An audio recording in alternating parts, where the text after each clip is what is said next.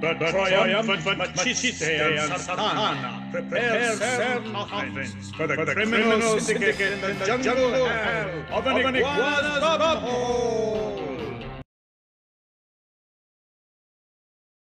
Do you like iguanas? Yes, I do. Do you like bumholes? Absolutely. Well, you're in the right place, because this is Iguana's Bumhole, episode 3, as it's become known. It's short title that our millions of fans refer to it as. Yes, yeah. And I was just thinking that, you know, that film, The Velvet Goldmine, spent a lot of time kind of dealing with the fact that it's believed that David Bowie wanted to spend a lot of time in the iguana's bumhole. Very good. Very good. And maybe never got to. What you did there. But we've got a gaping iguana's butthole. Oh, we are using the bumhole as our lens, and we are going through the Lenzi filmography. And yes, we are. Here's another 8 films.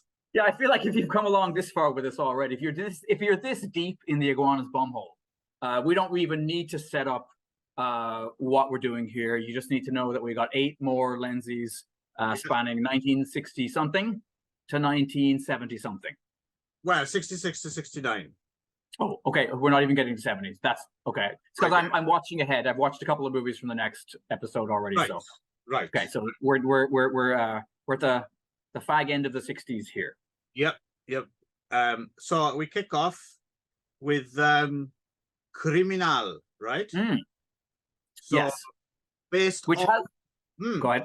Well, I was gonna say it has reputation, or it has the whatever word I'm looking for that I can't think of, distinction of being the first film made out of one of these Italian fumetti anti-hero comics, right? This predates Danger Diabolique. Lenzi wanted the rights to Danger Diabolique and apparently couldn't get them, and it turned out they obviously went to Mario Bava, and so this was the next thing that he could get. So Danger Diabolique is still the best of them as well, I think.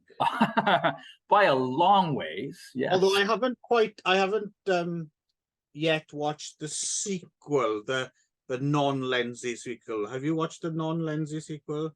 No. I've heard it's a bit better. Criminale. Yeah, I've heard it's a bit better than this one. But anyway, well, yeah. That wouldn't be too difficult. The Criminal comics of Magnus and Max Bunker, who also created Satanic as well, which they made a film of a couple of years after this, right? Yeah, so I suppose your text or your character, I guess, behind all of this is Fantomas, I guess. He's the original kind of masked super... Oh, I suppose even...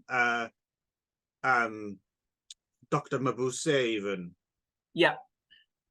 So we're going back. So, but we're in that area of super fiend, super criminal. But yeah, Criminal is particular this iteration of the body hugging kind of cat burglar type anti-hero, right? Yes, yeah.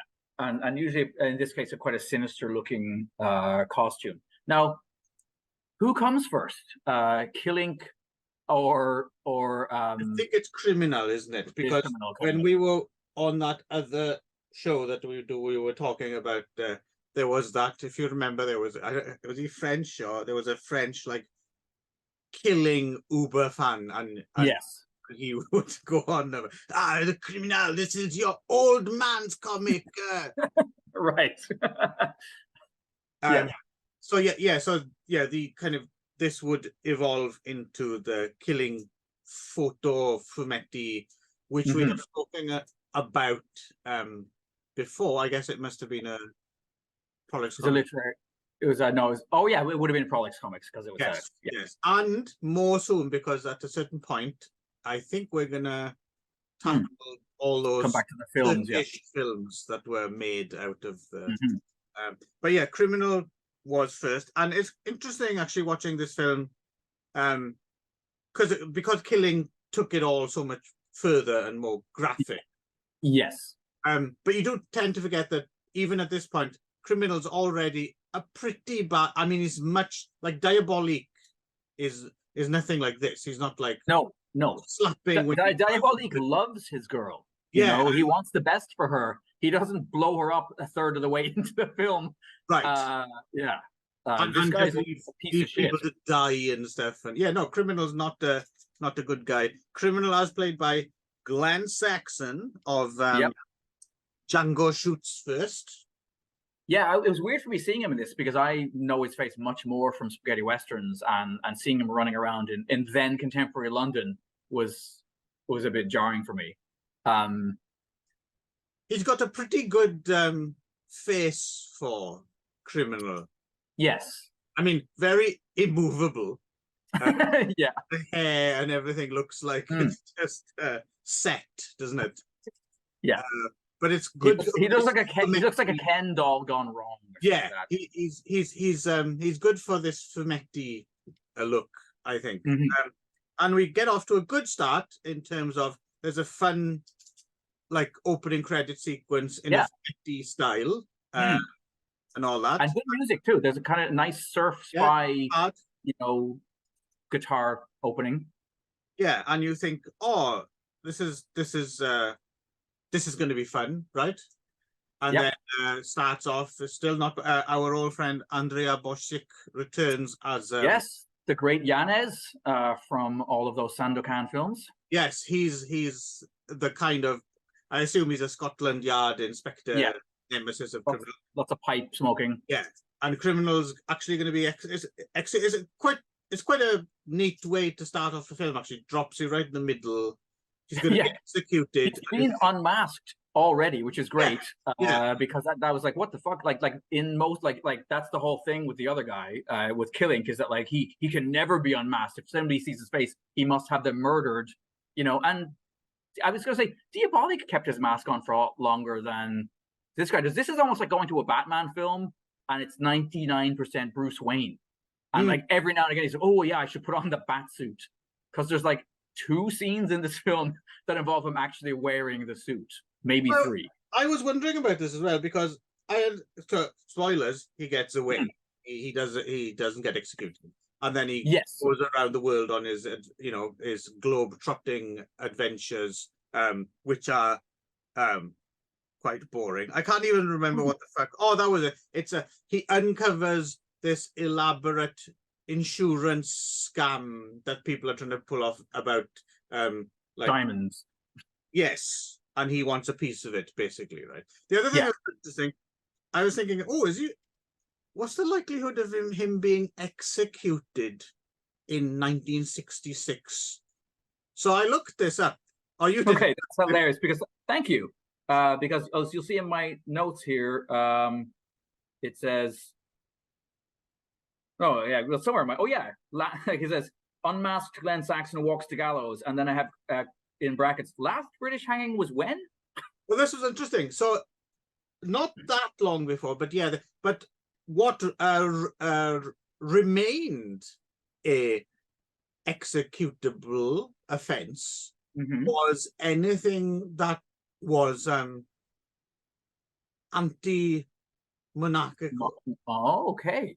Yeah. So technically, I suppose he could actually have been executed. But surely then that's hardly fair, because obviously Criminal is attempting to break the curse on the royal family that Richard Harrison had placed upon them 50 years before, right? Yeah. Oh man, there's a whole fan fiction world here where later on as well, Richard Harrison joins the Ninja Empire to retreat, to get all his treasure back, and don't even go there. Okay, I shan't. No, because it'll just open up a can of worms. Save that for your dreams. Oh, okay, will do.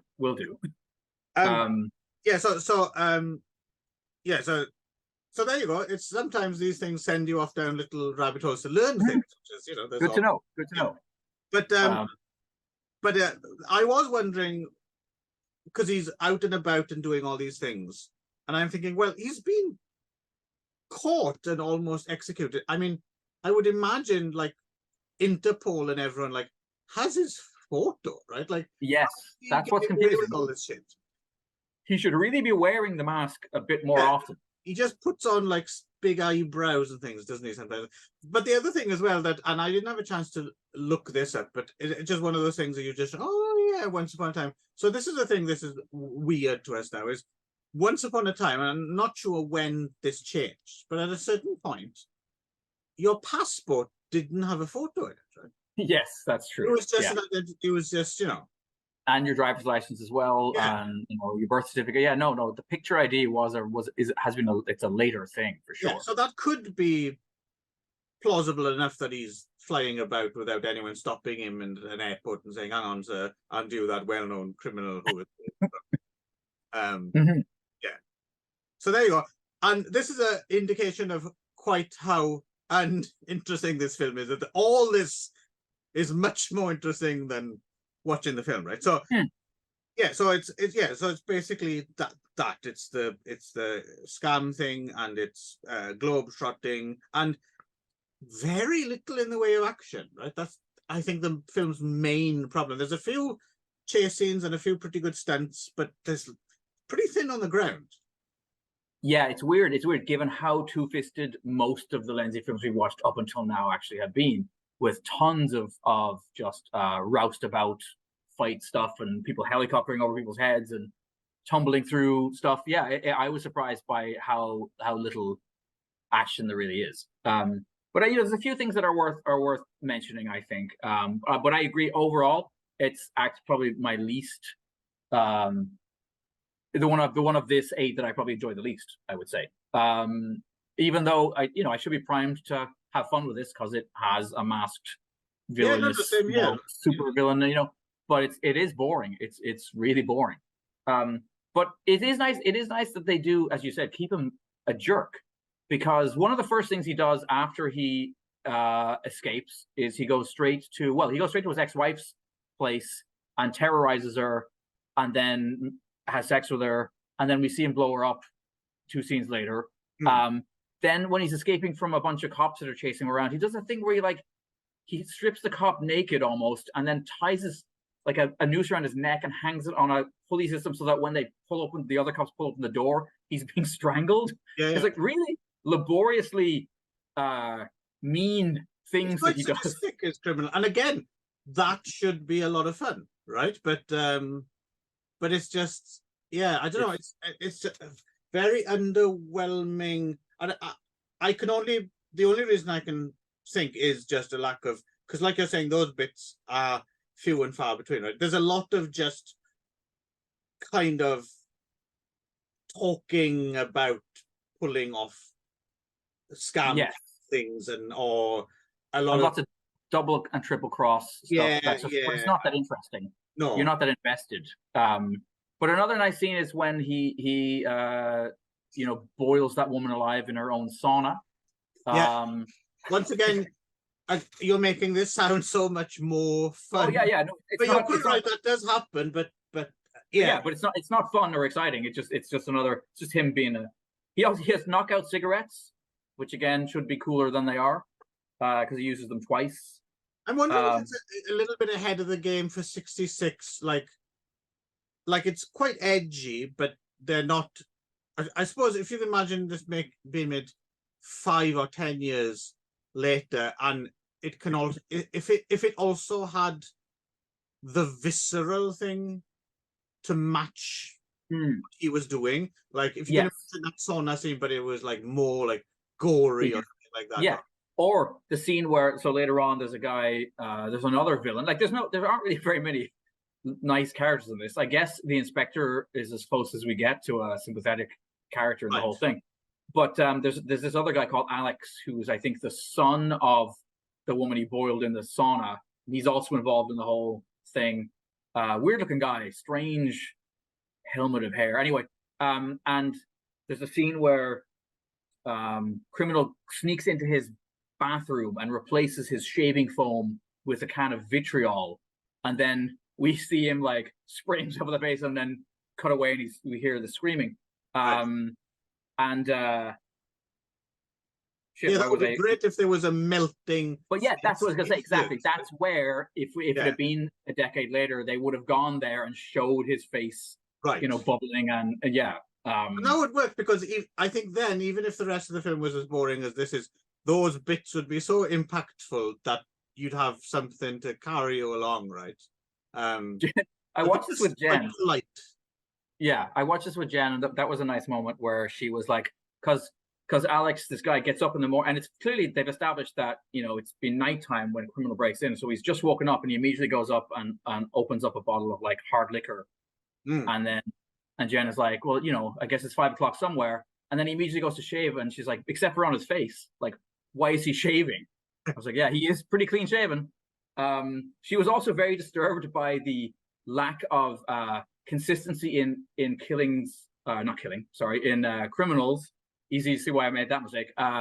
Costume, because he's got a yellow skull with like black eyes, and then he's got a yellow set of like spinal vertebra or whatever, and then the rest of his costume is black bones on a yellow background. So there's no internal consistency with which parts are bone and which parts aren't. She was also questioning the stealth.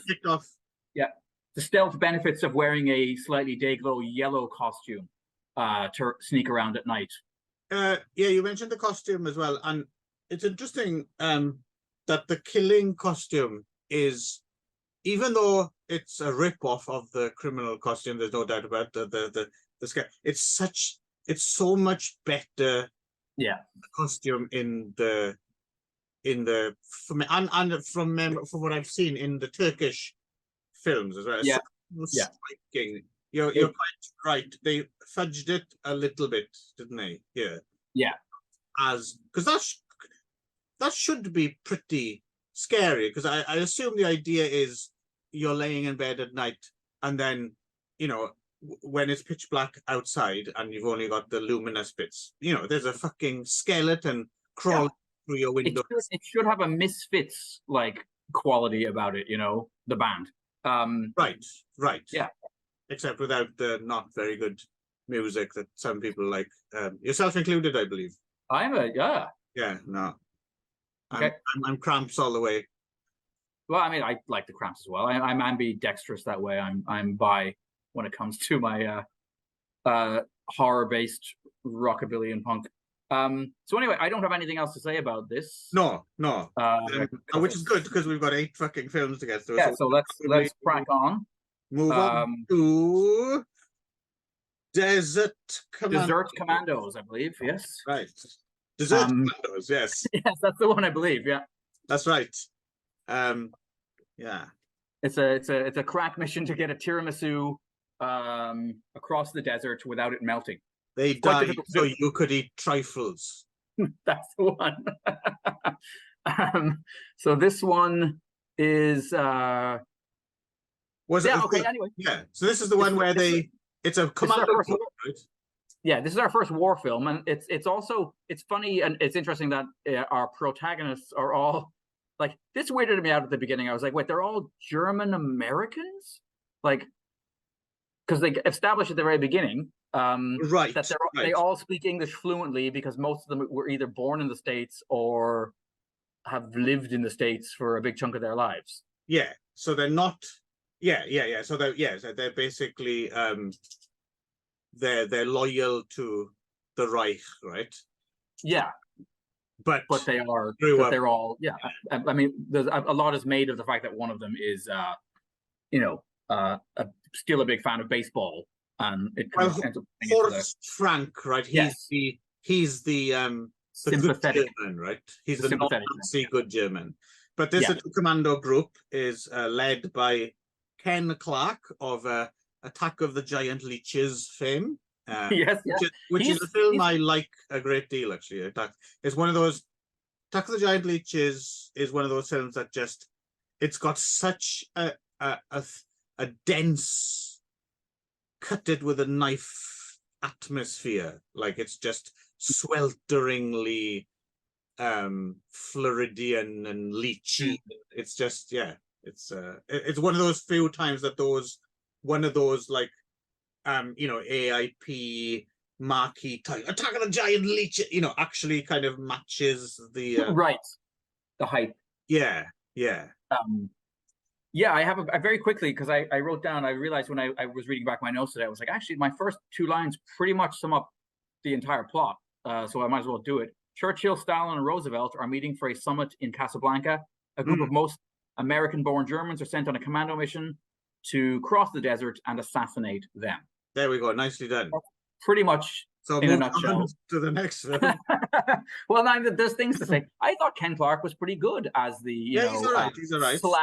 slab of asshole, you know, loyal German soldier.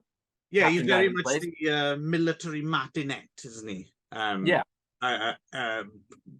Yeah, the mission, because the other people don't quite know what the mission is. Not at the beginning. Yeah, they all just kind of get dumped into the desert, and then Horst Frank's Lieutenant Roland Wolf is he's the one who's least on board with the whole thing, and he's good. I think Horst Frank is definitely doing his best with what he's been given.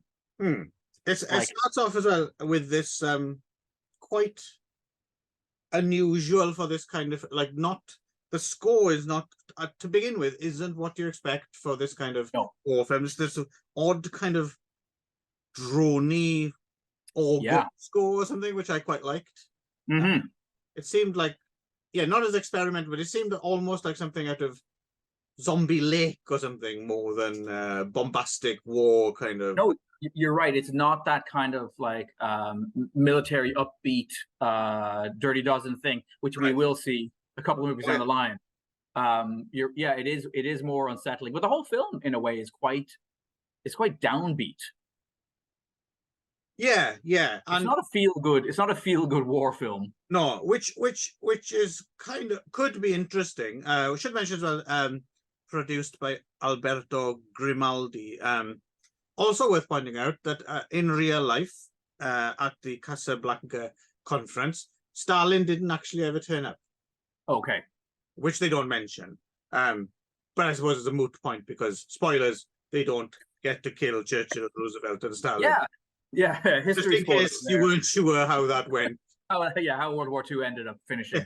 Yeah, that didn't happen. But it's an interesting backdrop to choose, though, because I was researching it a little bit, and it's quite interesting. It does seem to be one of those quite pivotal parts of the Second World War where they did decide to, because it was like one of the last, I suppose it was one of the last times that there was ever any consideration that, well, could we maybe back off from this and not, and basically, not stand up to Hitler, and so it's quite an interesting choice of a specific historical backdrop to set the commando raid against. But unfortunately, and this happens in the other war film we will be talking, for me at least, I'll be interested. I was kind of on board with this for the first 30 minutes or something,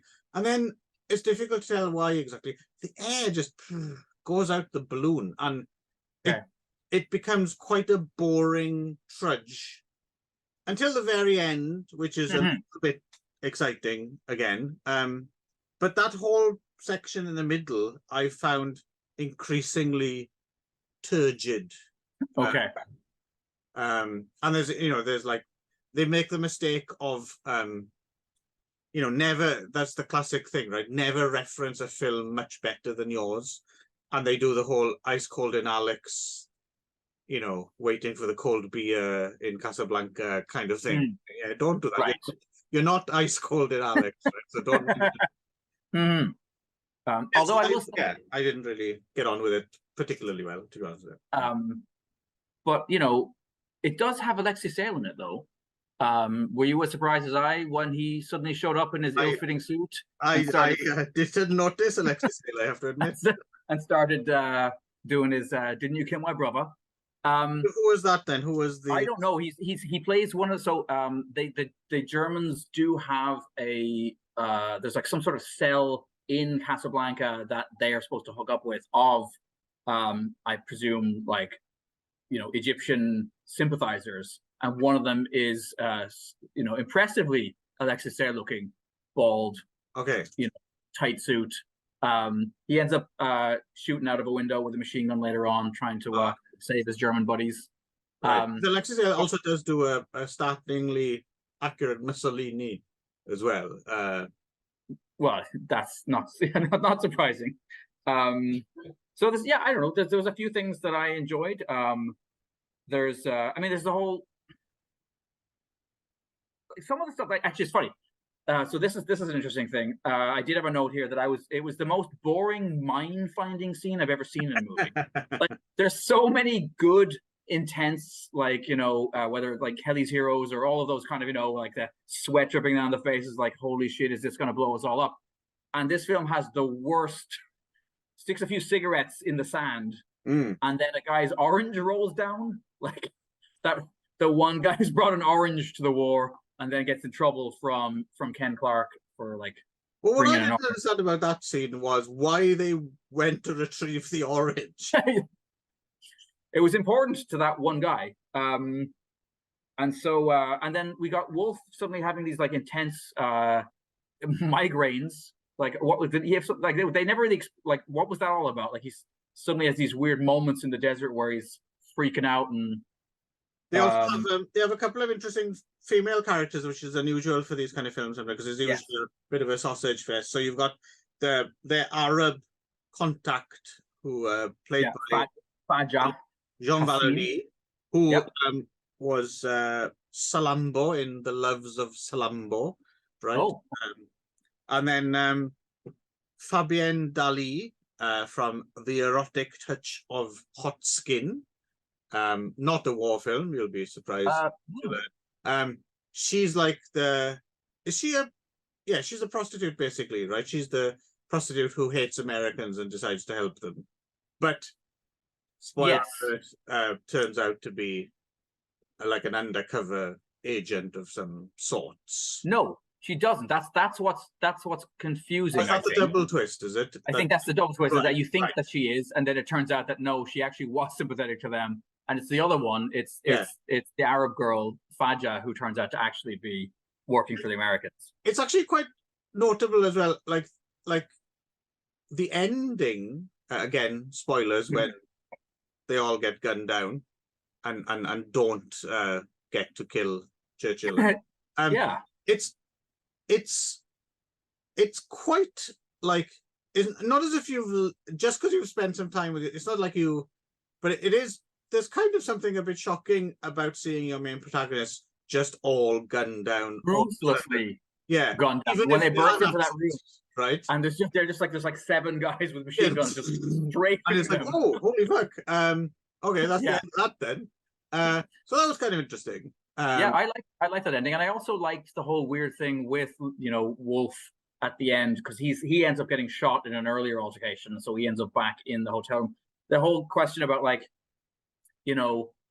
he's really torn up, right? Because we know from the dialogue that he's a big Faulkner fan.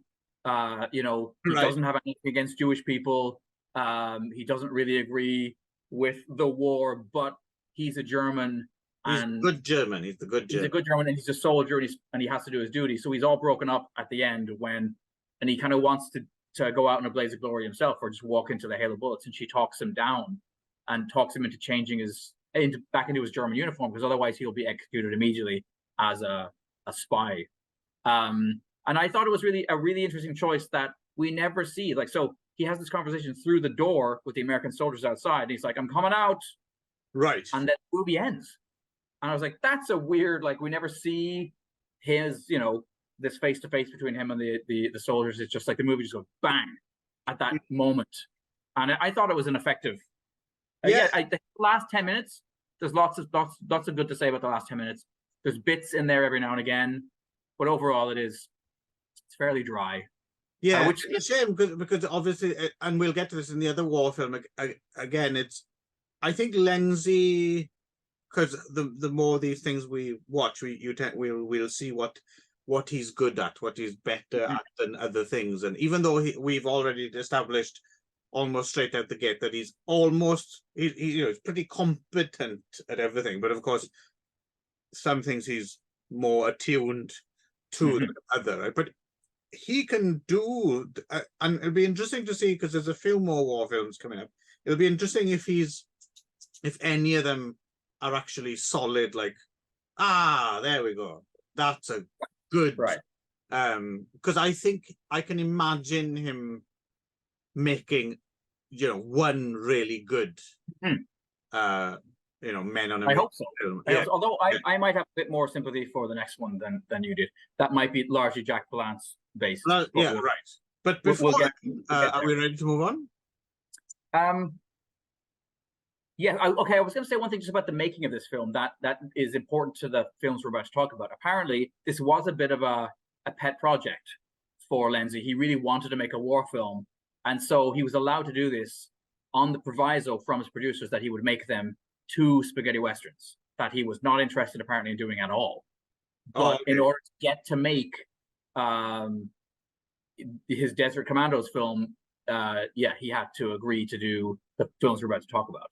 So it's interesting that this was his passion project. So are you saying, because on my chronology I might be wrong, I thought we were going to go Orgasmo next and then it's the spaghetti westerns?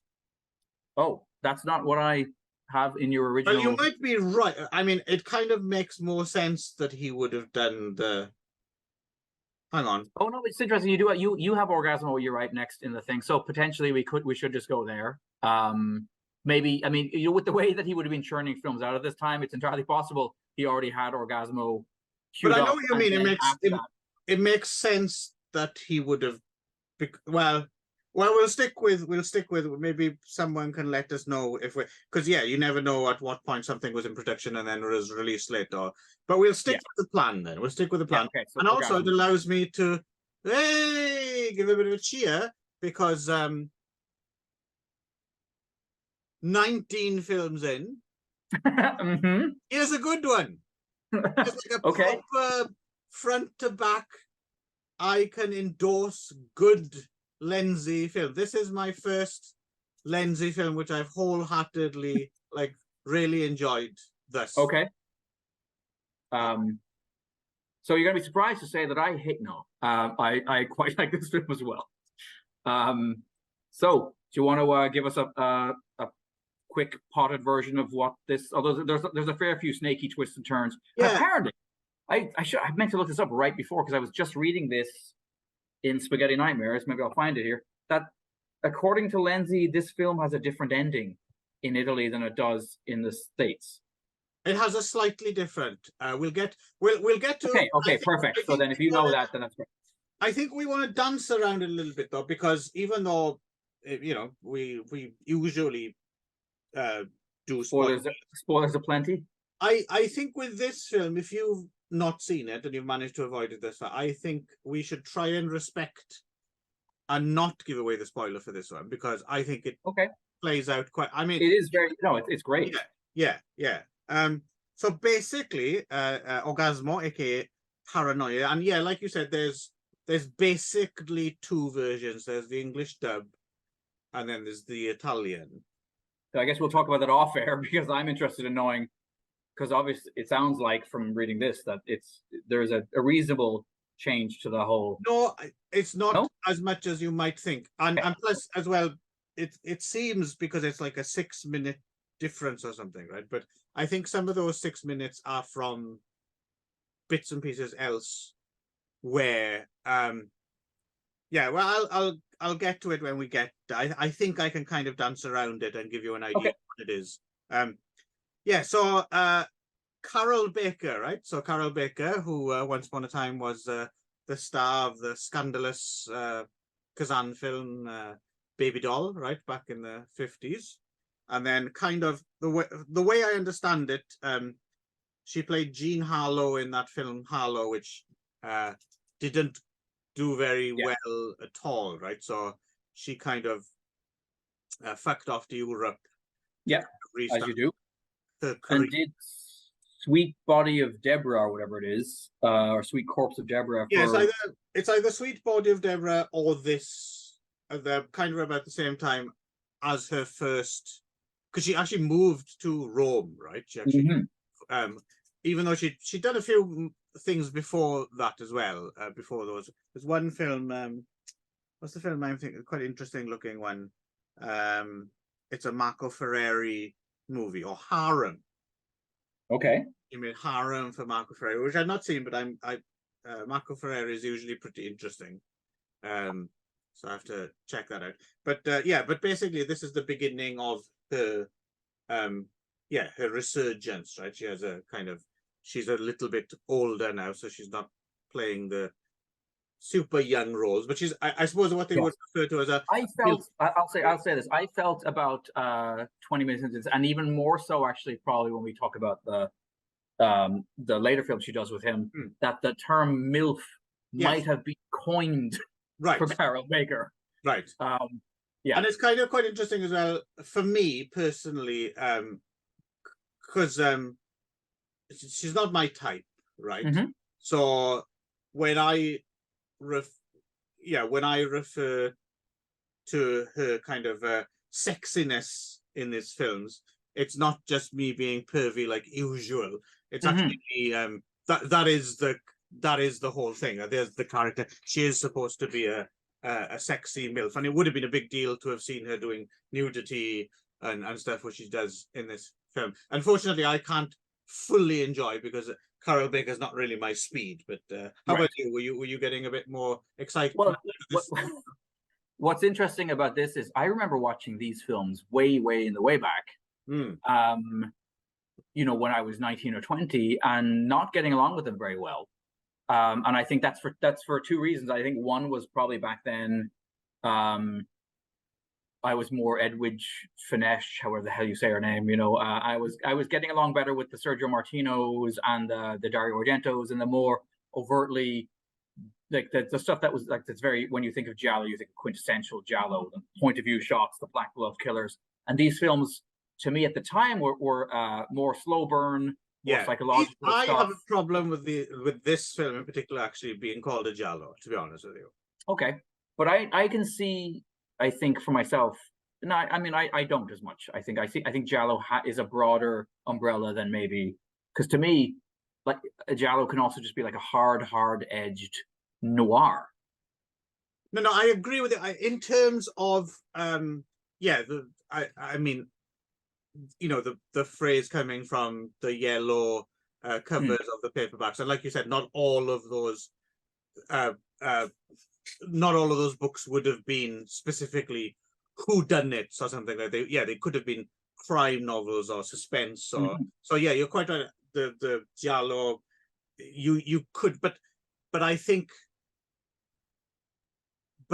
it is a very specific thing when you're talking cinematic Giallo, because if you go by that Giallo thing, then a lot of the Eurocrime films that we're going to talk about that certainly are never called Giallo could fit into the category of Giallo in that case, right? Because a lot of those books, you know, they would have, you know, they would have dealt with, because if you're talking about the literature, right, it goes from things like Jim Thompson to, you know, Agatha Christie would all be Giallo, right? But I think when you're talking film Giallos, you're talking a very, I agree with it to a certain point. I don't think it has to be super specific, like it has to be someone with black gloves or something like that. But I think it does have to have the murder mystery whodunit element to be a Giallo. And this doesn't have, this is more in, like, if you call this a Giallo, then you could call like those Hammer films from the early 60s. I think one of them might actually be called Paranoia, like, you know, Taste of Fear and those things, like the non-horror psychodrama films, or like the Nanny or something like that. They, you know, I think this is closer in tone to those films than anything post to Hitchcock as well, right? I mean, I think that, like, Hitchcock is the big, but then the funny thing is that influence goes, or more than Hitchcock, maybe Chabrol. Okay, right. Because that's another thing I've only discovered in the past couple of years, I don't know how up to speed you are with your Chabrol, but like basically people call Chabrol the French Hitchcock, right? Oh, he's the French Hitchcock. Right. And I saw a few Chabrol films that fit that when I was younger. Recently, I've been going through Chabrol's, filmography, film by film slowly. Fuck, man. It's so reductive to call Claude Chabrol the French Hitchcock. Like, right. Obviously, I'm not going to diss Hitchcock. Hitchcock's one of the masters, but the type of films that Chabrol made was so much more than just suspense. The MacGuffin thing and the suspense. And like Chabrol made a whole raft of vastly. I haven't seen that many. I think I think I might have seen Nada Gang, which I suspect is like not a very good. Isn't good. Yeah, and isn't necessarily very representative. It's kind of interesting, but it's not one of his best, certainly. Okay. But anyway, yeah, Chabrol there. So I'm just I kind of understand why. And I can see too. I mean, like we haven't even mentioned Mario Bava, right? But I mean, I do know there's a pretty strong argument to be made that Mario Bava's, Yeah, that's the thing. That's why I also have the problem with people calling this proto Giallo, because that would mean that the Giallo hasn't been created yet, but it has. It has. Yes, Giallo, as we think of it, the evil eye is already out there, right? Maybe even the screaming Mimi, which we'll be talking about soon in some form as well. But anyway, it's not a huge bugbear. I'm not going to fuck you. I'm not going to punch people in the face about it. But it does show up. It does show up in things like yes, and I understand why it does. And Tentori's, and I understand why it does, context wise. But personally, anyway, more the non-Giallo psychodrama. I think the thing to take away is that Lou Castel is a real piece of shit. I like Lou Castel a great deal. Me too. Yeah, it's odd. I like him in lots of stuff. Yeah, it's interesting though. In this film, for the first 5-10 minutes, I was wondering if he might not have been slightly miscast, just because he's not quite good looking enough. No, he's a bit baby, chubby cheeked and kind of he's just fucking Doogie Howser MD is what he is in this. Yes, very much. And but by the time it gets to it, kind of all accumulates nicely. Yeah. But for a while there, I'm thinking, why is Carol Becker letting Howser MD push her around? Right. So I mean, I guess like in a like very quickly to deal with that plot without maybe too many spoilers, right? Yeah. But Carol Baker plays Catherine, I think her name is. She's the widow of a some wealthy American. He's like an industrialist, isn't he, or something? Yeah. And she's come to Rome to basically stay in just outside, right? Rural. Yeah. Which is, if you haven't been there, folks, well worth visiting. Just outside of Rome, it's all beautiful. I'm looking for that disco that only plays "Just Tell Me" by Weiss and the Airedales. Because it shows up in a few different movies. And who like, do you know who that group was? No, I looked them up, and I'm guessing by the song, it sounds like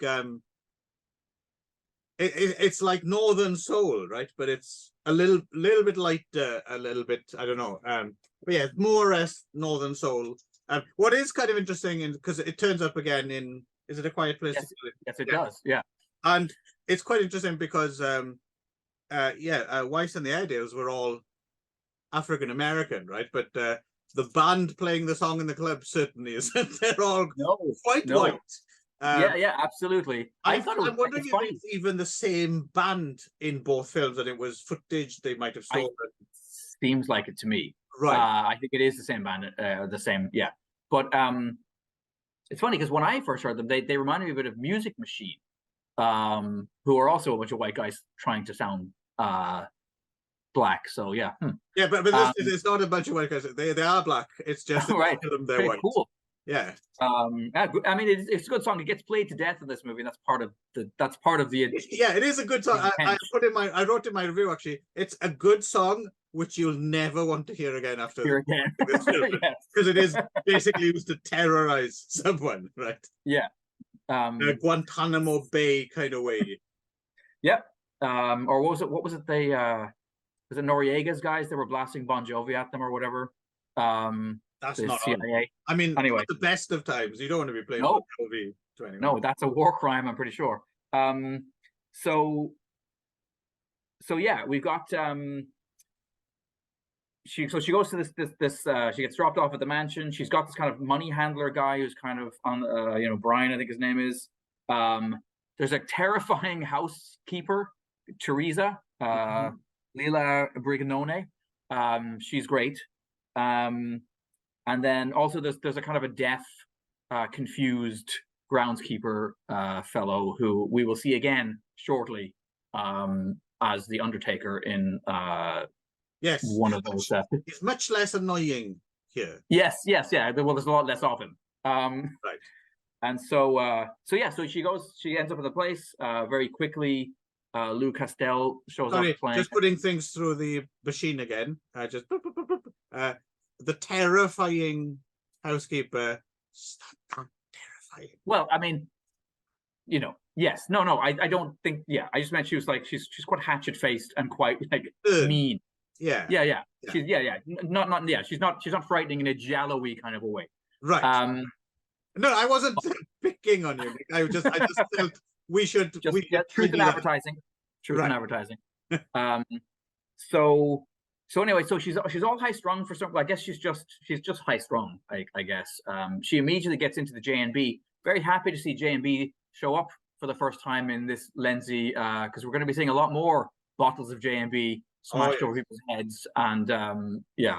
I mean, in general, if you watch Giallo or Giallo adjacent films, J&B's all over the place, right? It's a friend of mine made a supercut, and it's like, I don't know, 4 hours long, and it's just scenes of J&B bottles, cameras panning in, cameras panning out, then being smashed into people's faces. This one's great because you keep thinking like they've paid for this to be in the movie, and every scene involving J&B is really grim. It's like she's been drugged with it. She's like, it's funny.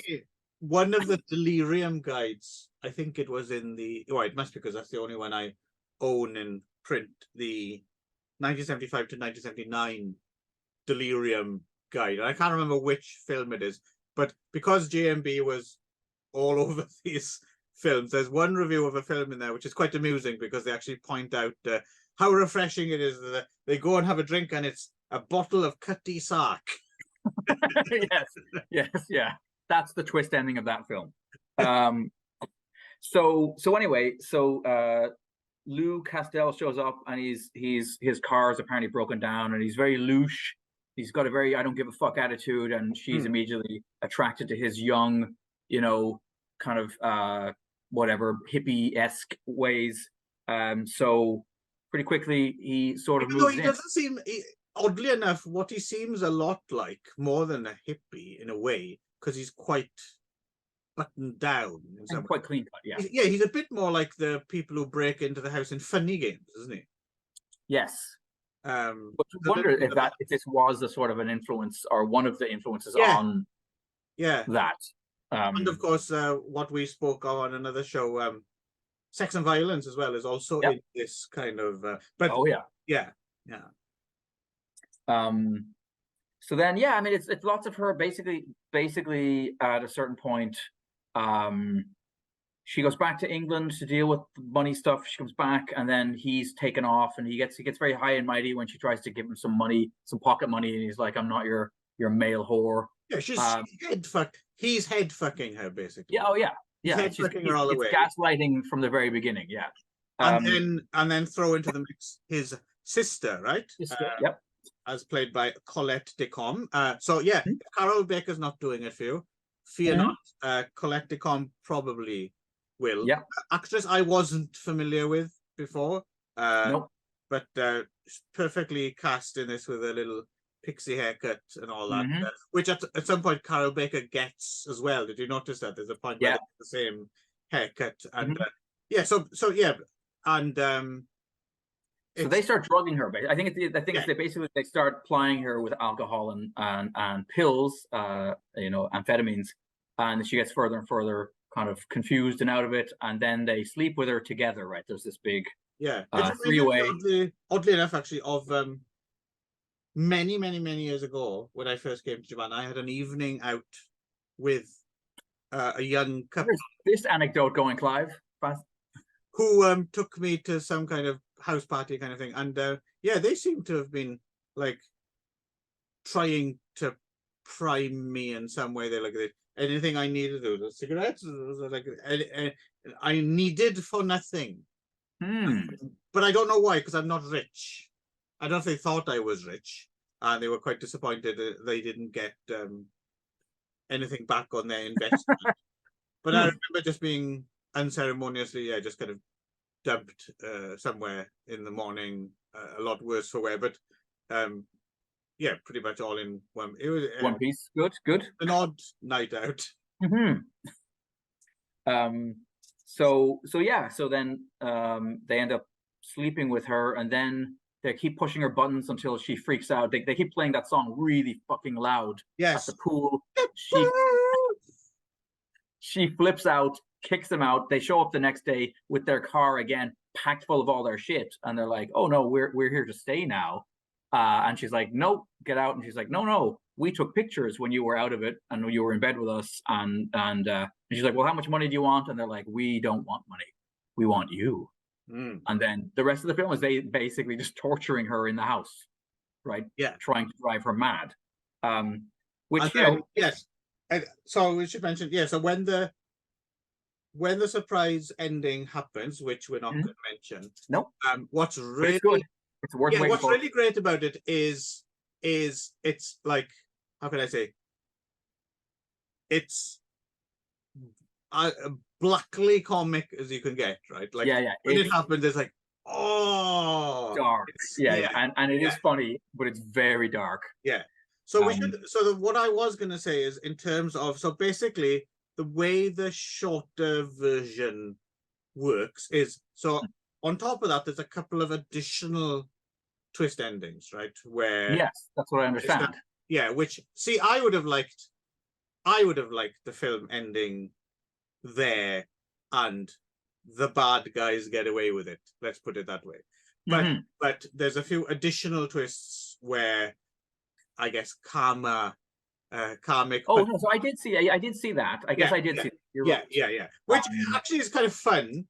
But if I'm totally thinking in terms of, like, if I was making this film, I would have ended it. Like, I wouldn't have wanted any of that. Oh yeah. Yeah, but so the Italian version, if I remember correctly, it basically adds just adds a bit more to that. Like, there's a few more flashbacks, but basically there's no extra twist that you don't get. There's like, because if you're in the American, it's quite abrupt. It's like, "Oh, we want to talk to you, sir," like a policeman. So that's just all spelled out a bit more and a bit but it's basically the same film in both. You'd be quite hard pressed to tell. For instance, if you watch the American cut and then a few months later watch the longer one, you probably wouldn't notice the differences. Right. This is not a The Great Silence right alternate ending where you're like, wait, what now? Doogie Howser's got a metal hand.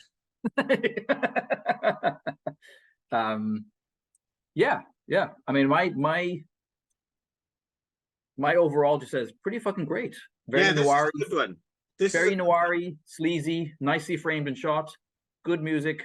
Castell is sleazy and repulsive. Baker is milfy and nicely dissolute.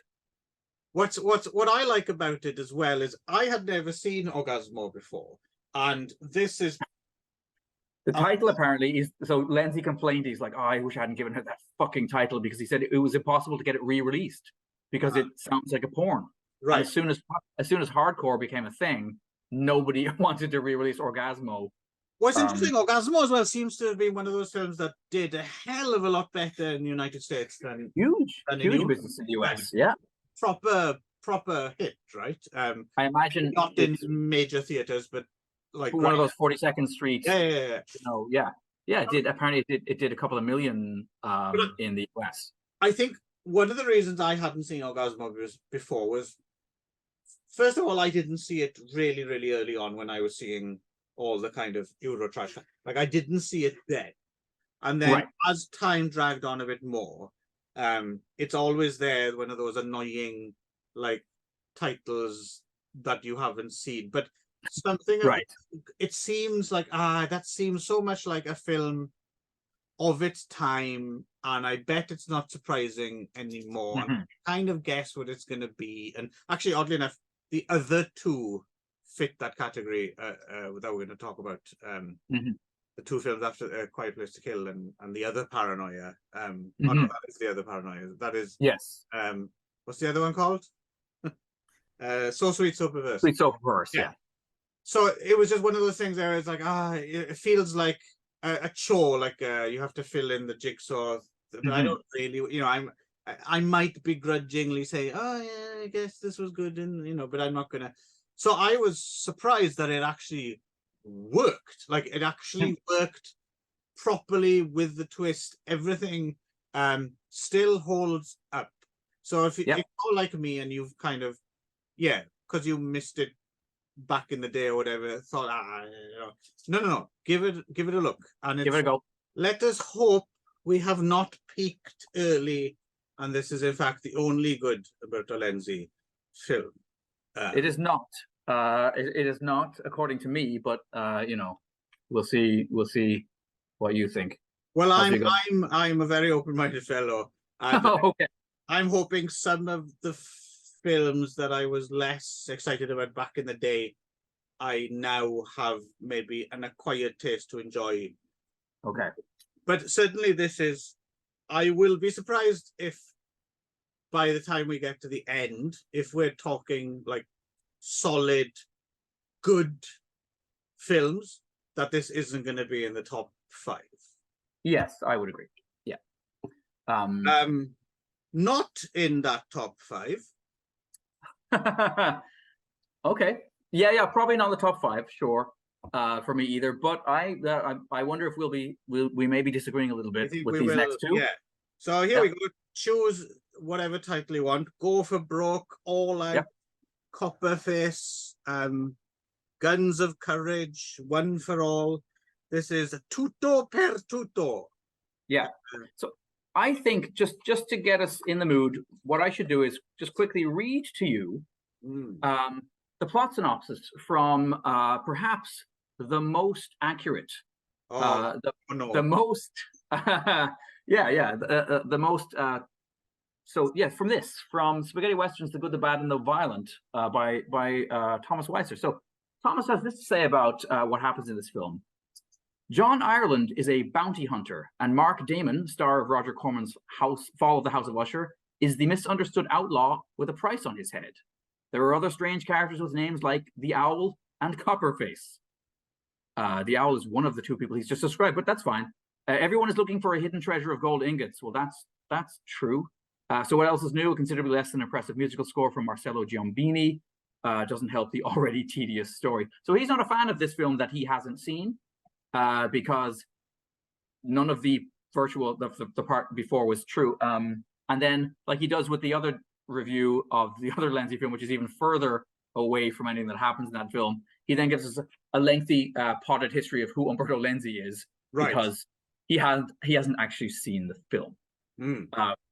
So again, with Thomas Weiser, considering when these books were written and how scarce a lot of these films, specifically his Japanese encyclopedia, which I still use, the most irritating thing about that is no one would have minded if he'd have just fessed up. Like, especially I still use it, the sex films book, especially because there's still a lot of info in there if you know how to read between the bullshit, right? But like that stuff, no one knew it. So if he'd have just said, oh, basically what we've done is, well, number one, we've listed all of these, which again is nowhere near a complete list of films that were made, but where else is there a list this long of and that would have been good enough. That would have been fine. but also we've scoured like the pages of old film magazines and stuff, and kind of translated what the prevailing wisdom about these films of what people were saying about them. You know, that would have been fine if they'd have just said that. No, no, he has to pretend that it's his opinion coming from his viewing. And in some cases, films that his fucking company sold, so he could have seen them. Yes, I mean, I mean, whenever you come across a long and detailed and accurate review, it's almost always one pulled out of European trash cinema or one of the things he was publishing at the time, and it's written by somebody else. Right. Anyway, so we do have, it is true, we do have Mark Damon playing Johnny Sweet, which sounds more like a porn name than a cowboy name.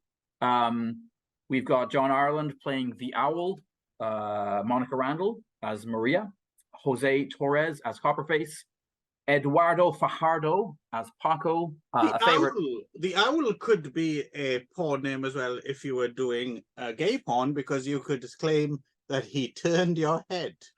Exactly. And then the great Fernando Sancho as Carranza.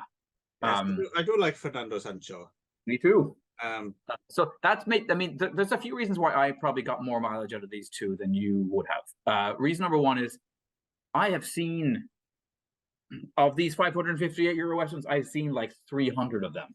Okay. So the bottom of the barrel is really down there, and I've been to the very bottom of the barrel. I spent a lot of time with Miles Deem and, you know, all those films with like 9 character names in the titles, you know. Right. And so for me, I'm pleasantly surprised when I see a spaghetti Western that doesn't absolutely suck. Right. And so I hadn't seen either of these before, and I was like, for me, they both felt comfortable and welcoming places to be and spend some time. I wasn't actually bored. No, they're not absolute rubbish. It's true. It is true. I'll give them that much. Okay. But they're both, I mean, I prefer the other one a bit more than this one, but yeah. So this one's a bit more of a comedy, slightly roustabouty kind of thing. It's more in the vein of a George Hilton kind of a thing, really, than you know, the other one's more straight ahead revenge Western, the stuff we more expect, I guess, right? Yeah. So like you said, this one is a search for gold story, basically, right? And that's about all I remember of it, actually. Okay. Shot I can speak to it a little bit. Okay, well, you don't have to. I mean, we do have another. I know, but I'd like this. There's a few things I'd like to say. Okay. I think it has an amazing credit scene. 4 out of 4 for me. Solid. I mean, the opening psychedelic opening credit scene. Yeah. It's cool. You know, it's like when I watch a spaghetti Western, I want to see that kind of like. You want to see a lot of them don't actually have it. You want to see some kind of animated thing flash the screen. Yeah. With some good hard driving guitar music. And I mean, you know. Rothko like lines. Yes. And yeah. Exactly. And you know, White is not wrong. The rest of the soundtrack's not up to much, but the opening credits score is good. Mark Damon is fine as your kind of like low Put it on the poster. Mark Damon is fine. As you're kind of, as I said, as your George Hilton or maybe your Giuliano Gemma in his more, you know, winsome roles. And you know, John Ireland's a good actor, and he's not bad in this. I think he's better in this than he actually is in the one we're going to watch or we'll talk about in a moment.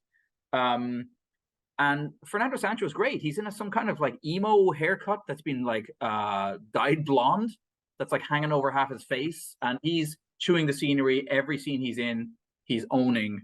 Well, he's Fernando Sancho, right? Like he is in. I'm sure he has done other things in his career, but for some reason, I pretty much always imagine Fernando Sancho as he's either some bandit leader. Yeah. Or you know, laughing maniacally all the time. Right. Or just with joie de vivre, I guess. Yeah. Grabbing people by the face and laughing into their face.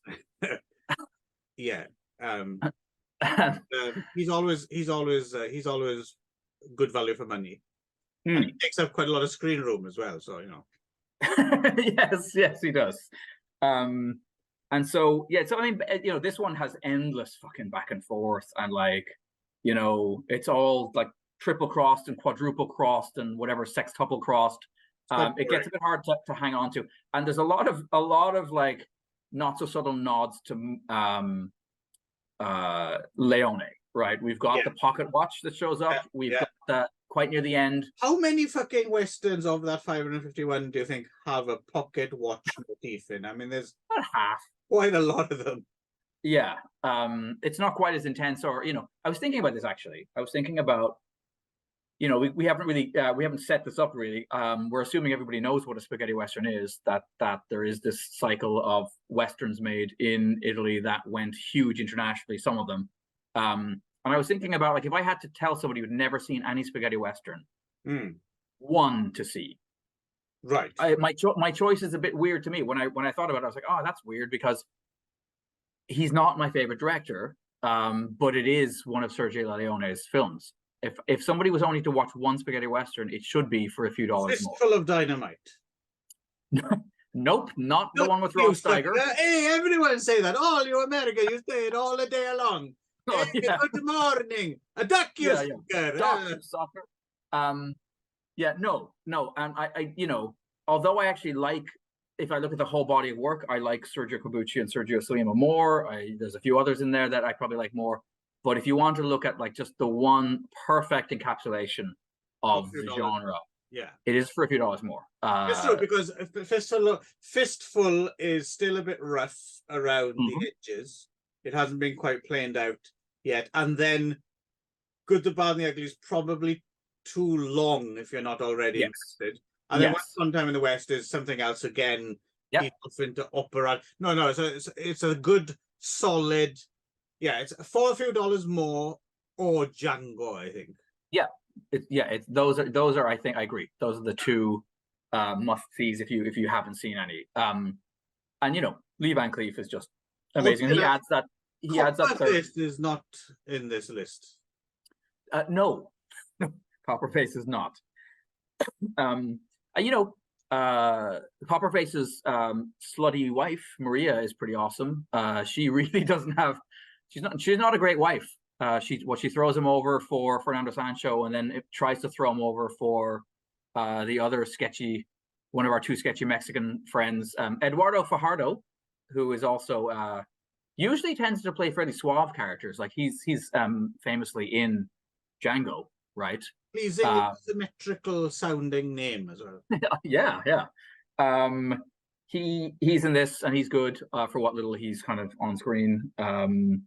But yeah, I mean, I don't know. I had fun with this. It was a nice print, which was exciting for me to see. Just it wasn't straining to see the film. Some great fireworks at night, big Mexican festival stuff. That was all fun. I don't know. I enjoyed this weirdly. It's all right. There's no need to. I feel like I have to apologize. Strain your groin. Let us move on to the next one. Okay. All right. Pistol for 100 Coffins. Yes.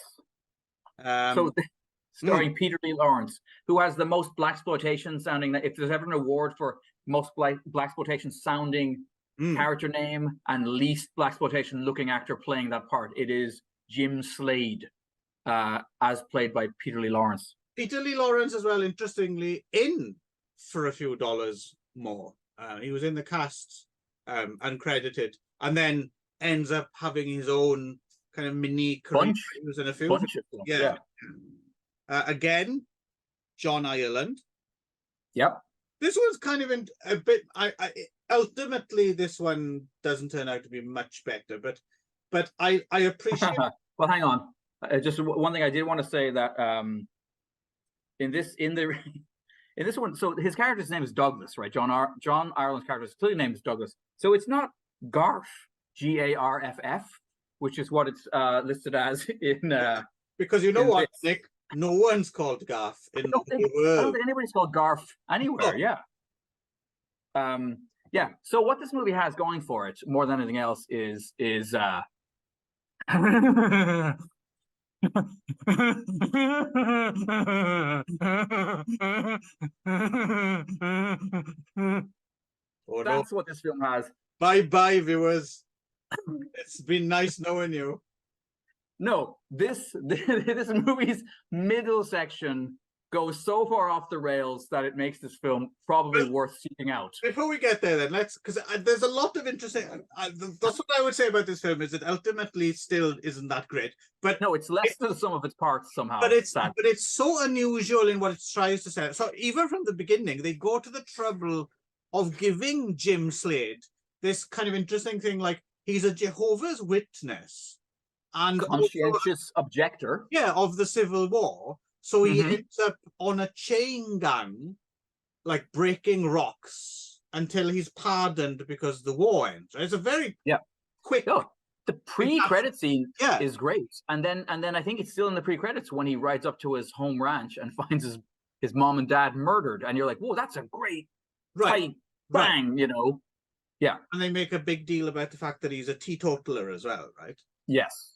Yeah. So, and the thing is, he takes his revenge pretty fucking quick as well. Like it's done and dusted in like the first 10-15 minutes of the film.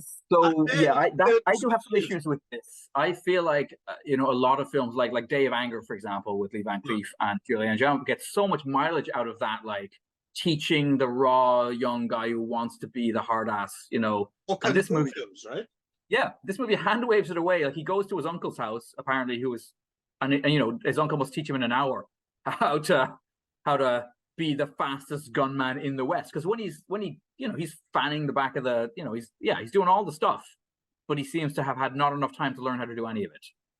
But he's nice and harsh too, like because he becomes a kind of a, you know, I mean, I know he's on a revenge thing, but like he goes from conscientious objector to like making you dig your own grave and shooting you into it really fast. He saved that guy from the noose to ride him into the desert to make him dig his own grave. And then the guy's like, what are you doing? And he's like, giving you a Christian burial, and then shoots him into his own grave. And I was like, yeah, it's not quite George Hilton drowning a man in a bucket of milk in front of his own children, which remains a high water mark of spaghetti western cinema for me. Milk mark. Oh yeah, a high milk mark, exactly. But it's still pretty cool. But worst of all, he turns to the devil drink in the end. At the very, very end. I don't ever want to drink water again, right?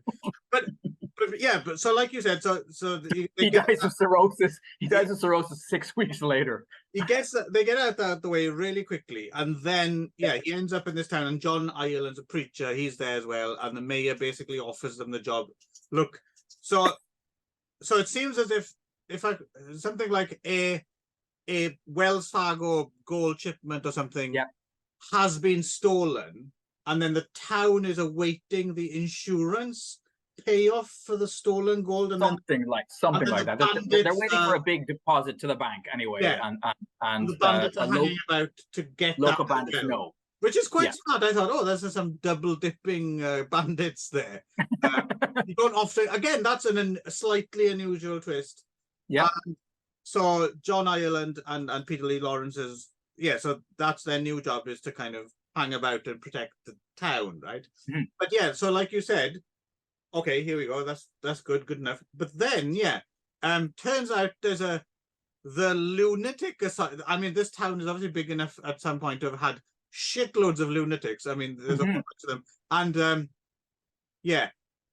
if you're expecting something along the lines of you know, that Robin Williams film's Awakenings, or you know, something sensitive portrayals of this one, if you're looking for One Flew Over the Cuckoo's Nest, you are not in the right place, sir. No, this is, but you're looking for a collection of some of the best that Nick did earlier. I mean, they all do it. Like, that's what they do all day, is they stand around in a cell going they have no dialogue at all, none of them, until they are allowed to escape and rape and kill people with implements. So, because one of them's a psychotic axe murderer, one of them's a serial rapist, one of them's an arsonist, and then there's some variously mad. Well, one of them's fucking Eduardo Fajardo, and one of them... he's loving it. He's And chewing the scenery. Vic Israel as well. He's like he's one of the instigators. So yeah, so basically at some point they had a loony asylum in this town, but it burnt down or something. So they have well, the arsonist burnt it down. So they have to put them all in a cell. So basically, yeah, there's a cell full of people going like every time they go and check on them, that's what they're doing. Here's our lunatic. Like you don't do anything else. It's brilliant. And then there's lots of John Ireland being like, those poor bastards. Right. And then he has the bright idea of like, well, there's one of them who's a bit less terrifying than the others, and so he's getting bullied by the other loonies. So he's like, the right thing to do is to take him out and, put him in a hotel somewhere. So he immediately escapes and lets all the other guys out. And then they go on a arson, rape, axe murder binge in town.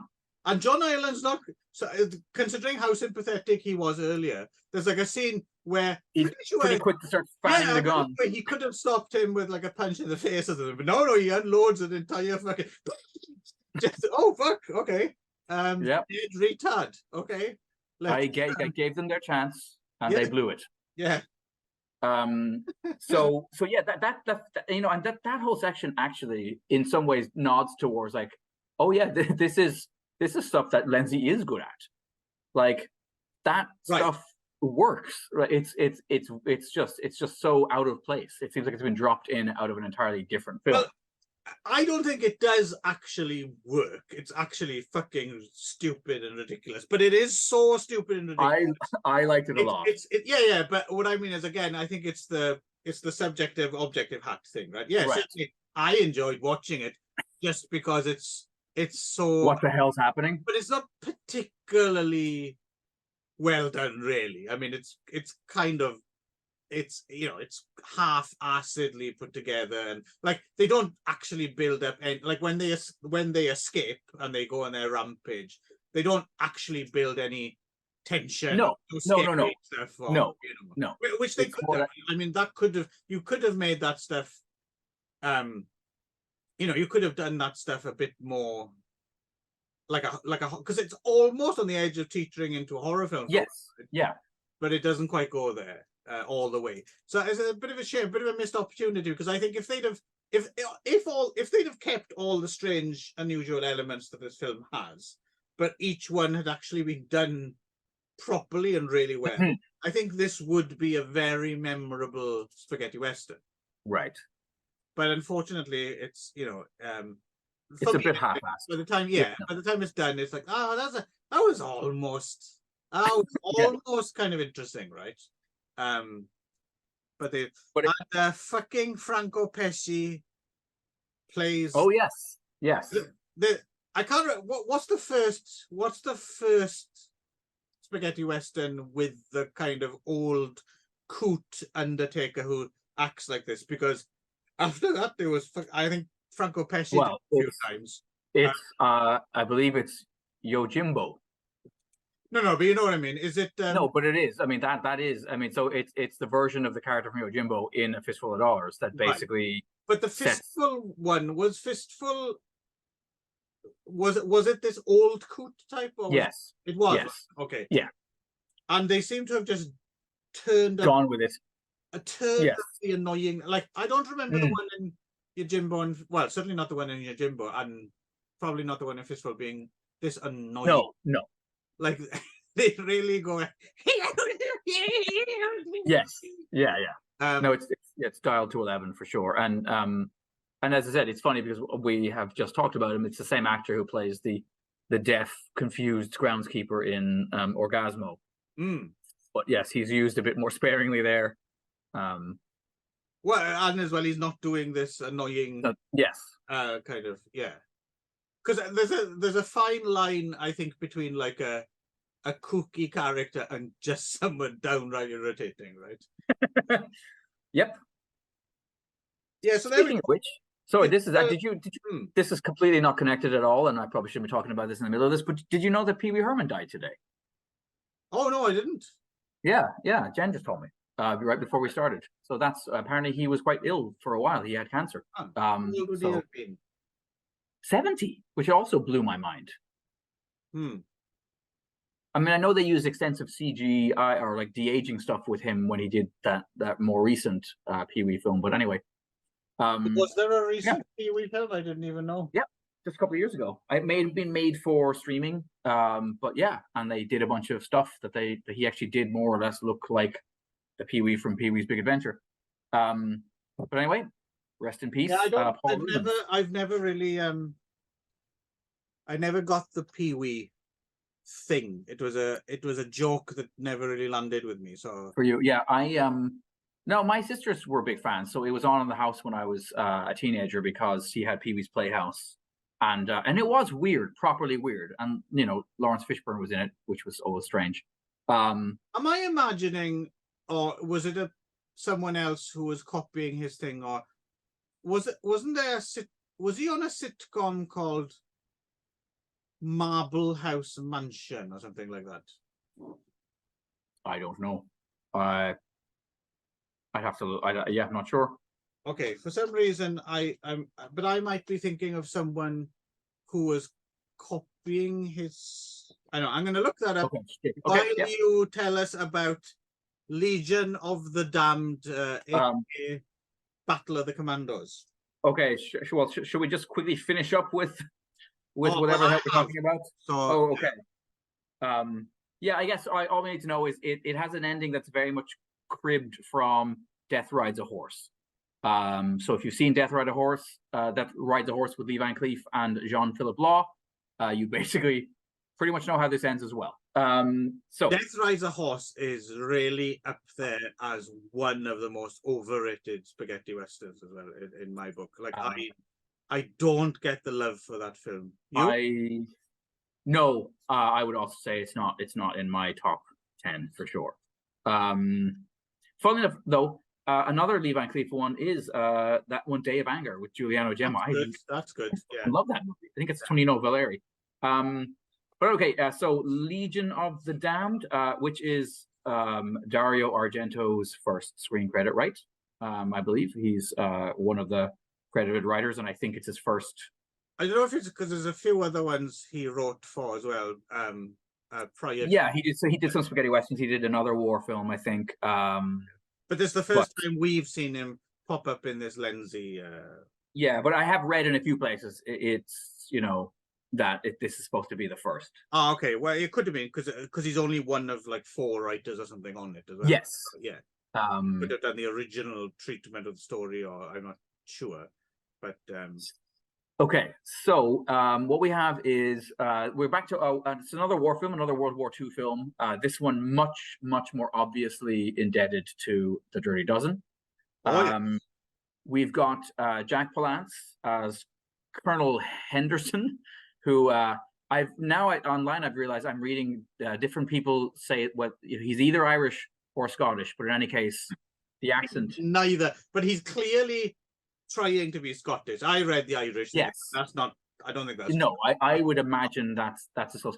So if you love what he's doing, if you happen to have seen the English dub, which I mostly watch the Italian dub, which is a lot easier to deal with actually than the English dub. It's a nicer print as well, isn't it? And a much nicer print.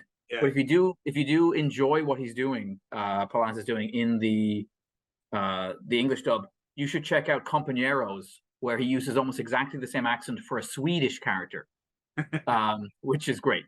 Basically, Jack Palance, if he never did, shame on him, because at a certain point he should have gone to Scotland and just apologized to the entire country for. Well, it's probably not him doing it. I don't know. Is it him doing it? Do you think? Oh, it's him doing it in the English dub. Absolutely, yes. Oh, okay.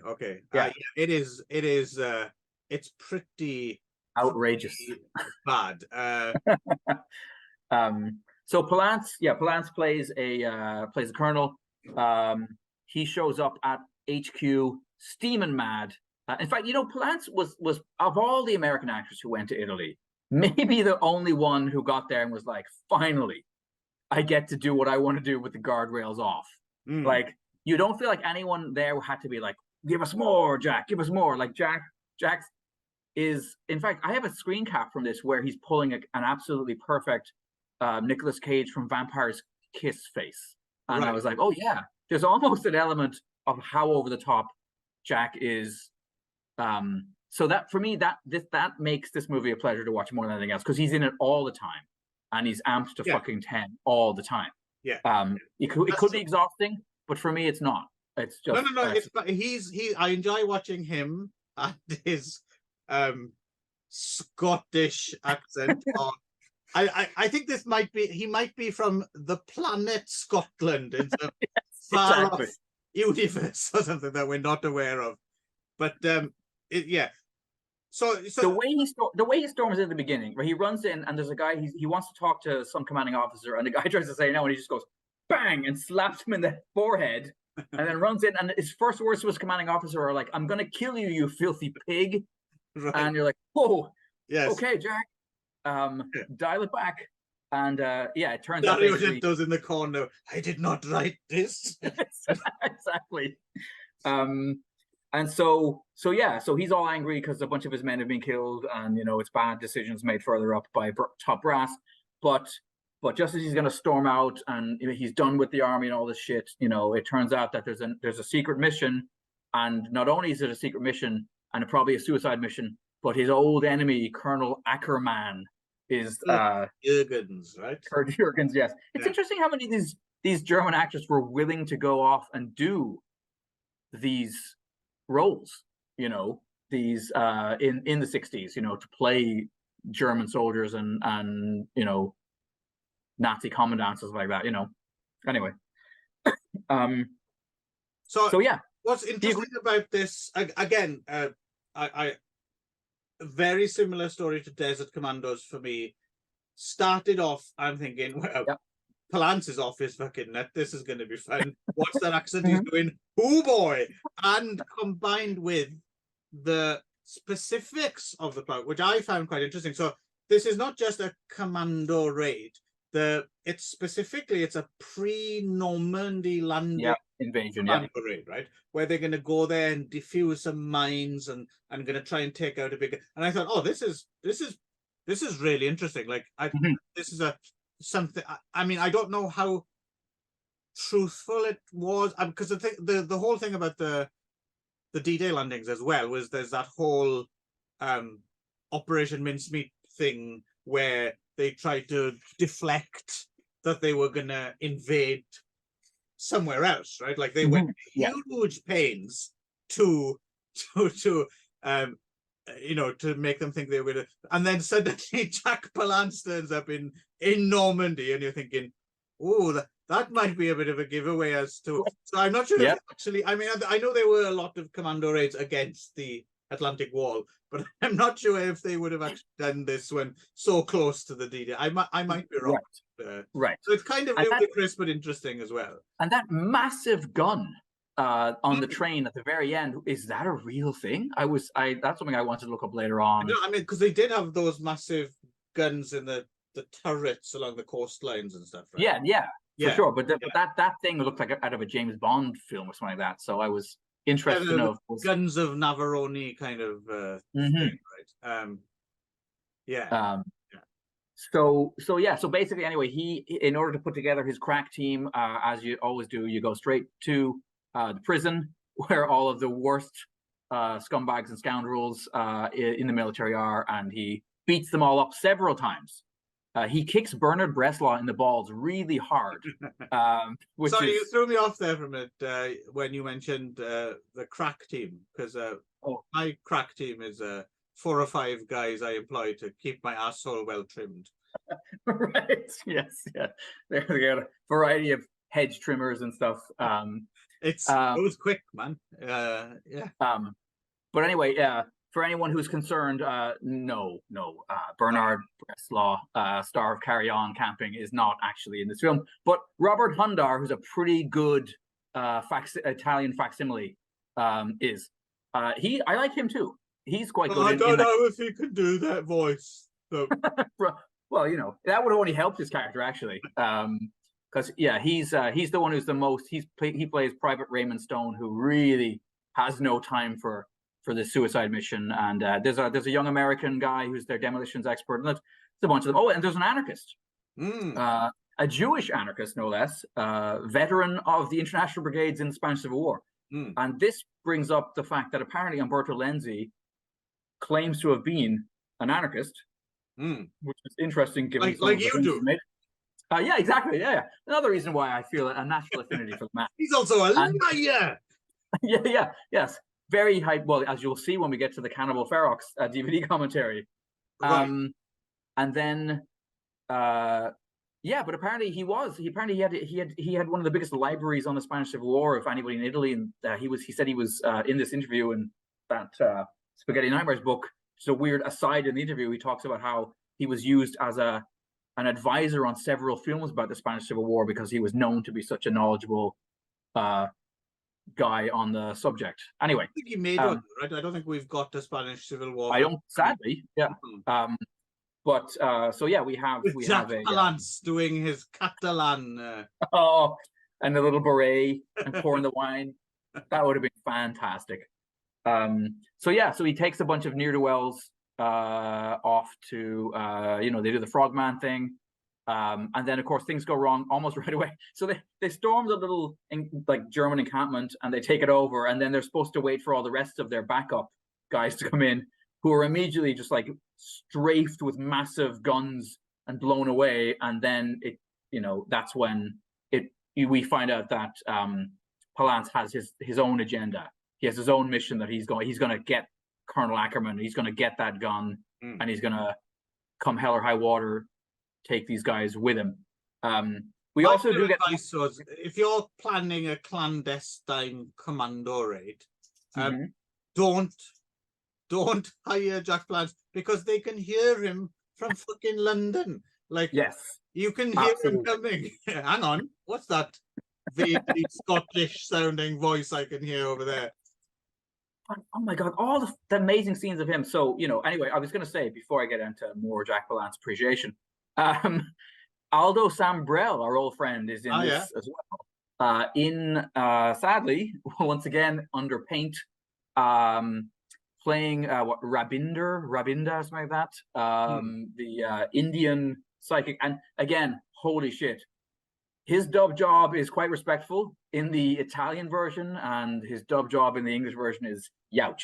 Right. Wow. And even his character seems to be far more obsequious and far more like,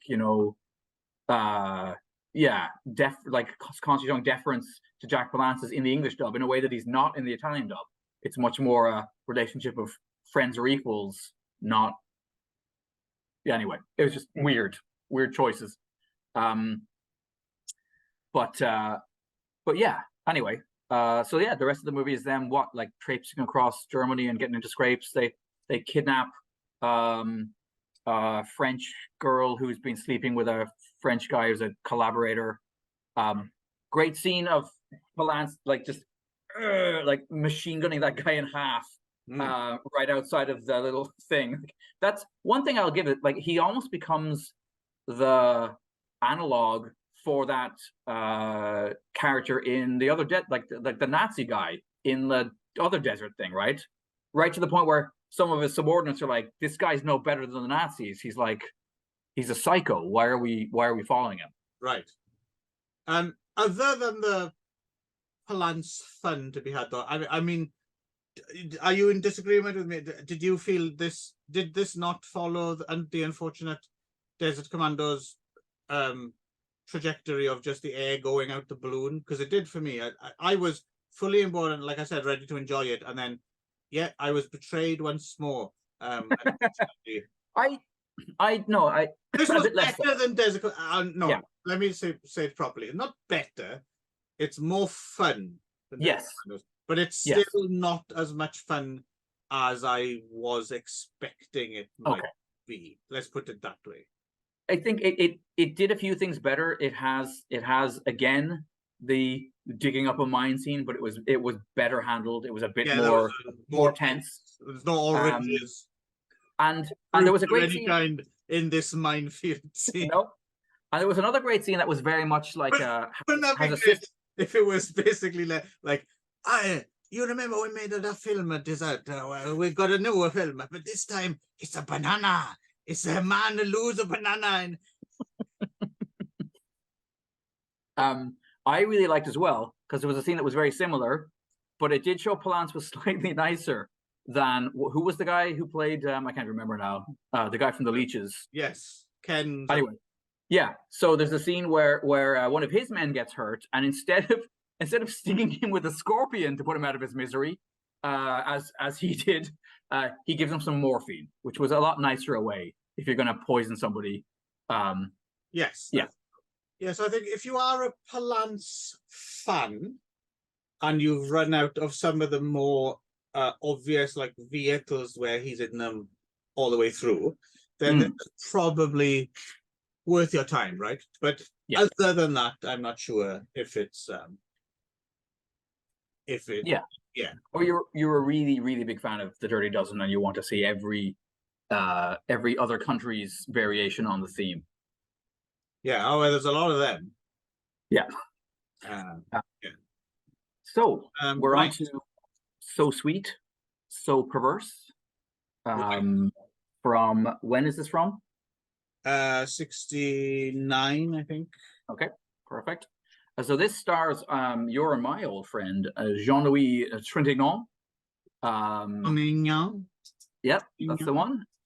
We Jean-Louis. Yeah, Jean-Louis Trintignant. JL, good old JL. We've got Carol Baker again playing Nicole. We've also got Horst Frank back again playing Rutger Hauer, playing Klaus, and we've got Erica Bunk playing Danielle. And Helga, is it Line or Line? I don't know. She's in there. Yeah, not sure. Also, the most interesting thing for me in this film is we have anti-Chekhov's gun, right? Because the first scene is Jean-Louis driving around the streets of Paris with a shotgun in the back of his car. And that's sure to come up. Nope. Yeah, no, that's true. That's true. I'm wondering if it was a deliberate attempt to wrong foot. Yeah, but that's it is the anti-Chekhov's gun opening scene. No, because oddly enough, it follows the next one we're going to be talking about. There's a more traditional use of a loaded shotgun, right? But in this one, I was thinking by the time the film ended, hang on now, and I had to go back and I had to check. Oh yeah, he's driving around.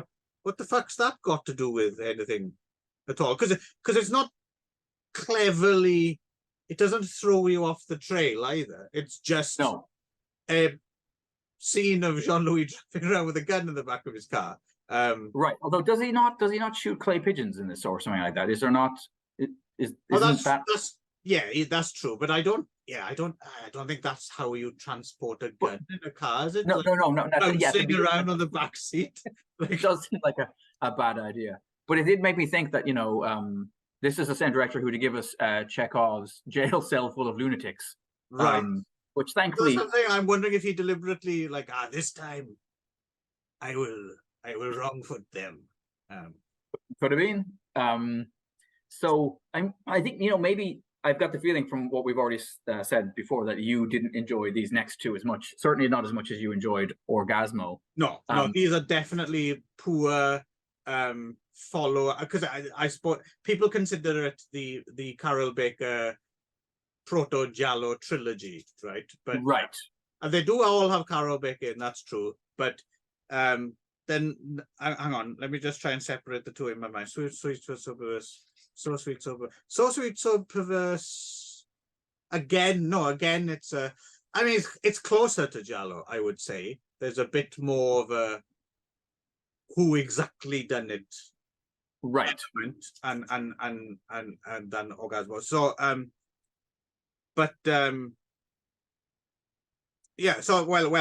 So this one is about Jean-Louis, who's a bit of a cunt, really, to be honest. He's a bit of a dick, all right. We do see him at work. We see him at work a few times, and I was sad he wasn't talking about the chicken of tomorrow. Right. That was a bit disappointing, but it's funny. There is a little bit of adjacent overlappiness, with another Giallo that's not really a Giallo, right? Because Death Laid an Egg is very uncomfortably placed in the Giallo category, but is something else, really. Yeah, Um, no, that's something special in a category of its own. yeah. So yeah, so he lives in a nice apartment with his missus. There's a great lift in it. Yeah. And it's just right for someone's head getting sliced off, right? Yep. And a woman moves into the. He's so. His character in this he's just so aggressive and animated all the time. So when the doddery old, janitors like, oh yes, someone moved into the apartment upstairs. Like Jean-Louis, immediately the first thing he says, "My wife will be furious. She wanted to." Poor guy, it's not his fault. Yeah, he's very aggressive. Yeah. I did enjoy the scene later on when he's driving around in the car, and I don't remember what he's supposed to be doing something else, but then he catches sight of the lady upstairs, and immediately he's like, he's such a twat. I was like, he's such a twat. Anyway, this reminds me of a friend of mine who used to occasionally get lost when walking around and end up following people. Carol Baker moves in upstairs. He takes a fancy to her pretty fucking quickly. Oh yes, something odd's going on up there. Turns out that her husband, Horst Frank, again, much less sympathetic. He's not the good anymore. He has some kind of sadistic relationship with her. He's basically playing Ivan Rasimov's character in almost any other giallo in this, the scary kind of in a sadomasochistic relationship, alpha male guy. Right. And basically, so he's like, I love you. He loves her very quickly and decides, I will protect you from this Horst Frank. And he's all set to leave his wife, and they go water skiing. The only person who looks more uncomfortable water skiing than Jean-Louis Trintignant. It's actually Saxon from Criminal, who's even more like right. Yes, I suspect that may have been a water skiing double in Long Shot. The Long Shot, I'm fairly certain as well. Yeah, the angle doesn't quite work, does it? So and the cut-ins of Carol Baker looking behind and going. So for some reason, I found that sequence quite hilariously and it's sick. Yeah. But anyway, but he's being all manly, and actually, it's funny. It's the first time as well I considered, like, you see water skiing in films all the time, right? But I think it's the first time I was made to think of it as like a really macho thing to do. Right. He's a real man's man, isn't he? If he's not shooting guns at clay, he's water skiing or chasing women down the street in his car. So he falls. Horst Frank turns up at this idyllic place that it's all France as well. This film is all around Paris. He's great. He is great in this. As I said, he is very Rutger Hauer, like proto Rutger Hauer in this. Like I'm looking forward to see more Horst Frank now that he's made a bit more of a image on my. And I mean, if you compare him in Desert Commandos, has a range, right, as well. Yes. Oh yeah. Because he's quite sympathetic and he's quite a piece of shit in this. And very swaggering, kind of just like the way he even just pulls by in the boat. He's just like, I'm here. Yeah, you see me. So we got the Carol Baker, Jean-Louis Horst Frank. It's a love square, right? More than a love triangle. And then we have so Carol Baker tells him quite quickly. She says, "Oh, just so you know, my ex, he's going to murder you. He's been hired by someone to have you killed." Right. And I think he kind of hand waves this away. It's like, that's ridiculous. That's not going to happen. I think we'll probably leave it there, right? In terms of like the plot convolutes further. Let's put it that way. Yes. But I have to admit that it's convolutes so much. Like by the end, I think the actual surprise ending has just come all the way around to, well, I knew that. Like, yes. Yeah. Pretty much. So what? It's a very much a bit of a damp squib of surprise ending, right? Because it's Although going back to the beginning again. it has a little bit of that. It has a little bit of that stuff in those, like we've talked about, like those, like Charles Williams or Jim Thompson kind of things, where the characters are allowed to make terrible mistakes or do crimes, and then they're not fully brought to justice for it at the end. But we're led to, we understand that they're like, that's it for that. Their lives are basically ruined, like that they're going to spend the rest of their lives sickened with fear, right? Yeah, And but it's not quite layered on quite thickly enough for my liking. Okay, you would have rather that they ran their car directly into a bus or something like that. Right. Well, I don't know. It felt it felt that it just petered out rather than had that's grim kind of ending. Do you know what I mean? There was a few things I thought were cool. I thought, at one point, the wife has to go and identify a body that's, that's burned. And, I like her unraveling in the latter third of the film, I thought was effectively done. I thought it was also nice to see Carol Baker. It showed that she had some range, right? Because she plays a much less, I don't know if she plays a particularly sympathetic character in any of these films, but she definitely plays a much colder, character here than she played in Orgasmo. Right. Apparently Lenzi loved working with Carol. Yes. Right? I think he even said something like he was his favorite actor to work with, or something along those lines, right?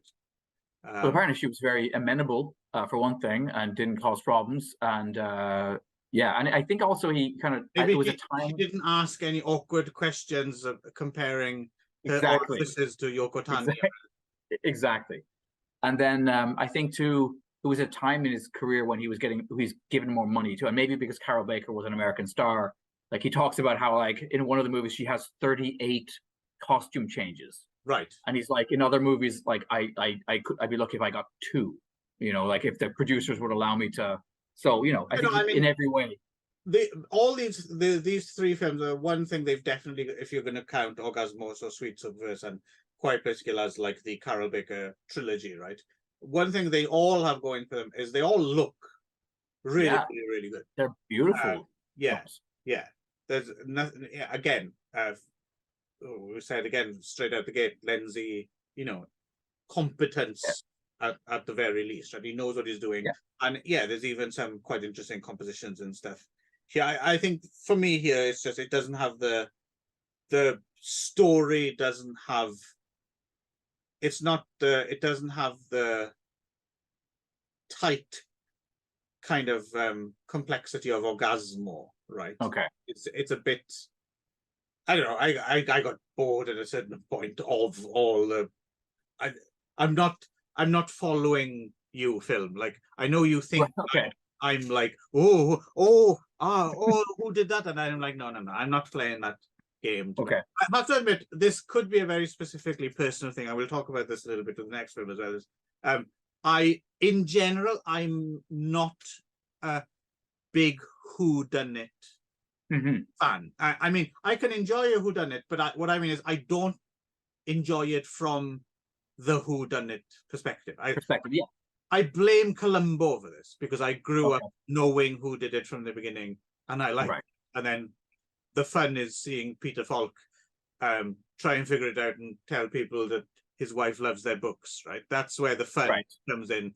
As opposed, I've never enjoyed sitting down in front of a screen and going, "Oh, is it? Is it? It's like, fuck you, Phil. It's your job. I'm doing all the work here. I'm not." So if you enjoy that kind of thing a bit more, then you might get a bit more out of this film, because there is a lot of what is going on, twists and turns, but it does do something which I think is unfortunately spoilery, but it does do something that not a lot of films do with regards to having what seems to be a protagonist. Yeah, true. That was quite a surprise. Because you realize at the end of the film that they haven't played around there, that is exactly what has happened. Yes, that's true. Which is kind of cool. Expect that to not be the case, right? But that's I think we can get away with saying that much. That's not true as well. Yeah. But it's no Orgasmo though, is it? No. But I as I said, quite enjoyed it. If it wasn't a slog for me, I didn't particularly get bogged, just because I liked all of the actors. I liked Carol Baker. I liked the characters. Their interactions were, so I was less invested as well, to be honest, in the who done it part, and just enjoyed watching it play out. It's interesting. All of these films have this element of like somebody trying to drive a woman mad with booze and pills. It's like it's a really consistent thread through all of these Lenzi giallos. Like, yeah, again, weird ad for J&B. Yeah. Should worth pointing out as well that Ernesto Gastaldi, screenwriter on this one. Yes, yes. And also Sergio Martino as a producer. Yes, yeah, that's a high giallo pedigree right there for a film that Clive claims might not be a giallo. Well, let's get in there. Sadly, not Riz Ortolani's finest hour. No. I mean, the rest of the music, incidental stuff is fine, but that theme tune can fuck right off. Yeah, I would agree. Oh, shut up. Shut up.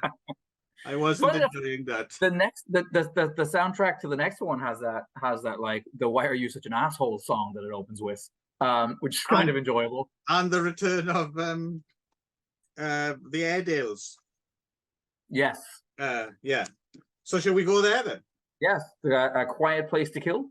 Yes. Also, aka Paranoia, and yeah, we're still in 1969. We'll be getting into the 70s next time. So we'll say bye-bye to the 60s with this one. Place to Kill, yep. One Carol back again. Yeah, one of the screenwriters on this one is a Rafael Romeo Merchant, who I'm guessing you probably are very familiar with, because yeah, I do. A whole bunch of spaghetti westerns. Spaghetti westerns, yeah. I was going to say that's a very interesting. And we got Jean Sorel. Yes, before I was just going to say, this is of the three. This is the one that has, as far as I could tell, has a very non-specific location. Like, I know it was partially shot in Italy, partially shot in Spain, but it doesn't seem to have like a. Is it supposed to be here? Is it supposed to be Monaco? I thought it was supposed to be Monaco. Is it supposed to be Monaco? Is it? I think so. Yeah. Okay, I didn't catch that. Someone mentioned. Here we are in Monaco or something. I think so. I think that's like when she gets invited to his, to her ex-husband's house, that it's in Monaco. Okay. Yeah. So Carol Baker plays a race car driver. This one. Yes. Yeah. Not buying that. No. She's cute though. Again, in that milfy kind of way. Yeah, it's great. I mean, the movie, it's kind of nice. This movie is bookended by almost the same scene in a strange way, right? Because it begins with her racing around in the track, and then she has this flash in her mind of her ex-husband, who we don't know at that point is her ex-husband, and then she goes off the track, car cracks up, bursts into flames, and then we get this really weird credit scene over negative. Yes. Which I didn't understand until later in the movie. I was like, oh, now I get why that's there. But it's at that point in the movie, you're like, what? I like that. Most of all, I think that was my favorite bit of the film. Right, the credits. I think was a negative. Yeah. Yeah. So I'm a bit confused. I can't remember. So after she has the crash, so she's in hospital, and she has some sort of manager guy, and she's apparently, so the doctors are telling her she's got to go rest. Again, she's prescribed pills and booze, literally by the doctor in this one. Yeah. And told to stay away from sex and something else, stress. And then she gets out. Good luck with that. Her manager. Carol Baker. Her manager / possible boyfriend comes up and says, "Oh, you've gotten an invitation from your ex-husband to go and recuperate at his like Monaco place," and she initially seems to hand it away, and then immediately she just leaves the boyfriend there, takes off in the car, and goes to Monaco. And when she arrives, discovers that her ex-husband has remarried to. This is the husband being the irresistible, it seems, Jean. Oh, yes. Right? Yeah. She even asks some local teenage sluts, you know, do you know? And they're like, "Who? You mean the one with the incredible body?" Right. And she's like, "That's the one. Yes, that's my ex-husband." Which is odd. I mean, he's a good-looking fella. Don't get me wrong, and he's clearly in shape. But is that a particularly sexy body he has? I didn't. It's not Maybe bad. for this, maybe for 1969. In better condition than mine, but Yep, mine too. But yeah. So anyway, so yeah, she shows up at the house, meets the new wife. The new wife is weirdly friendly. This they is meet some of their Proclama, right? Is the older woman wife that he's married. Turns out that he's married her for her money and is very open about. I mean, he's a very open dick in this film, like all the way through. Oh, he's pretty much like, here I am. Look how good looking I am. I'm just gonna go do whatever the fuck I want now. Okay. Yeah. And if you have a problem with that, look at this. Look at this. Yeah. You want it, right? So shut the fuck up. Yes. Which basically, in a nutshell, which, you know, his new wife more or less tells to his old wife, like, yeah. What can we do in the face of that? We're helpless. Yeah. You know, because he's a really handsome asshole. And, everyone agrees. Yeah, you're right there. It's like, wow. Yeah. So another problem I have with this film a little bit is, and I suspect you might have the same problem with this, is I do have slight problems with, you know, the lifestyles of the obscenely wealthy. Like, but so many of these giallos dislike all these people, right? Yes, yeah. But I think you're supposed to. My feeling is that these films were made for like working class Southern Italian audiences who hated rich people, and that they present them all as like scumbags. But at the same time, though, I think at this time they would have been aspirational as well, though, right? Because a lot of people, those hadn't flown, or they hadn't, you know, been abroad, or they, you know, all these things. Yes. So you get your cake and you get to eat it too. You get to see how the other half lives, and then you get to hate them. They are as corrupt and degenerate and scummy as you think they are. Right. But sometimes you feel as if, I don't know. Sometimes you feel as if the balance is tipped a little bit over. You know, they've been beguiled by these people to a certain extent, right? So yeah, I didn't feel quite enough hatred towards these people from the film. Well, I agree. This set was a little different because you have the doctor, right, Dr. Webb, who is obsessed with filming everything on his little, you know, Super 8 camera. Right. And you've got which becomes important. Which becomes very important, yeah. And then you've got their friend the judge, who is also rather important because he seems to be some sort of, well, he's a judge, I'm guessing. And he's a bit of an amateur sleuth, as it turns out, as well. So when things get convoluted, but I mean, I think you can kind of give away, because really in the first act we can deal with the fact that, so basically the new wife has really brought Carol Baker's character there. Not so. In fact, the husband Sorrel hasn't. His name is Maurice Sauvage, Maurice Savage, which is great. So Maurice hasn't actually invited his ex-wife at all. It's the new wife who's invited the ex-wife, and the reason is not so that she can recuperate, but so that she can murder the husband, because apparently at the end of their relationship, Carol and Jean, she did attempt to murder him. So she's thinking, well, you know, hey, come in. I know you're in money trouble. I'll give you a big wad of cash. He's a fucking dick. It basically turns into Le Diabolique for about 5 minutes. Yes. And one thing I could never quite get my head around, other than he just thinks his handsomeness will totally get him out of everything. There's not even one flicker of like, oh, there's that woman who tried to kill me, who's just turned up in my, like, not once. Yeah. Great to see. Like, I used to look bangable. It's fine. My handsomeness will deflect any bullets and knives. Oh yeah, he is so unconcerned the whole film. Yeah, he's great. So she arranges then to go out. Initially she's like, no, I don't want, I don't want any part of this. And then he sleeps with her. And then she's like, oh fuck that guy. All right, I'll kill him.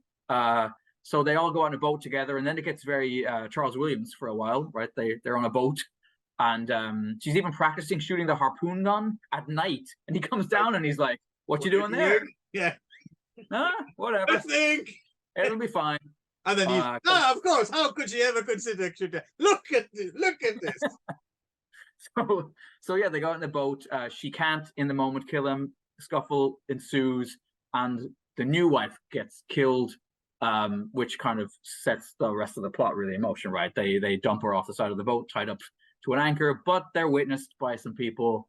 And then to complicate things, new wife's teenage daughter shows up at the house on a break from school.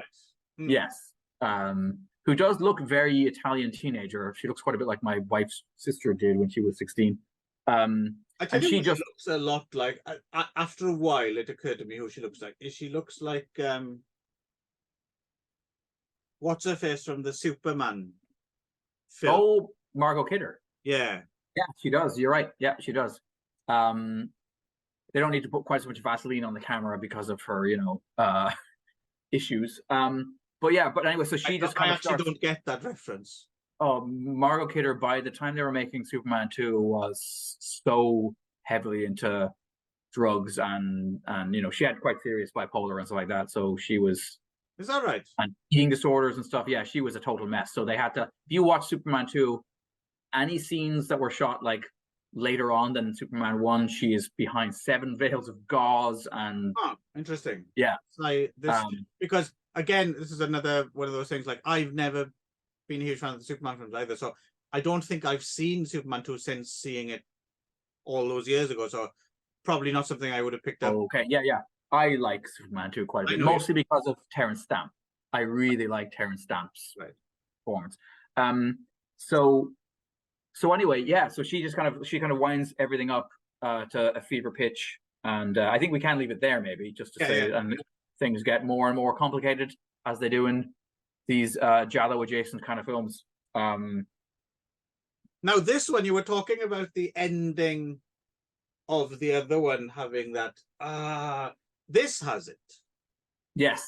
This has a more satisfyingly kind of like you're almost there kind of ending, right?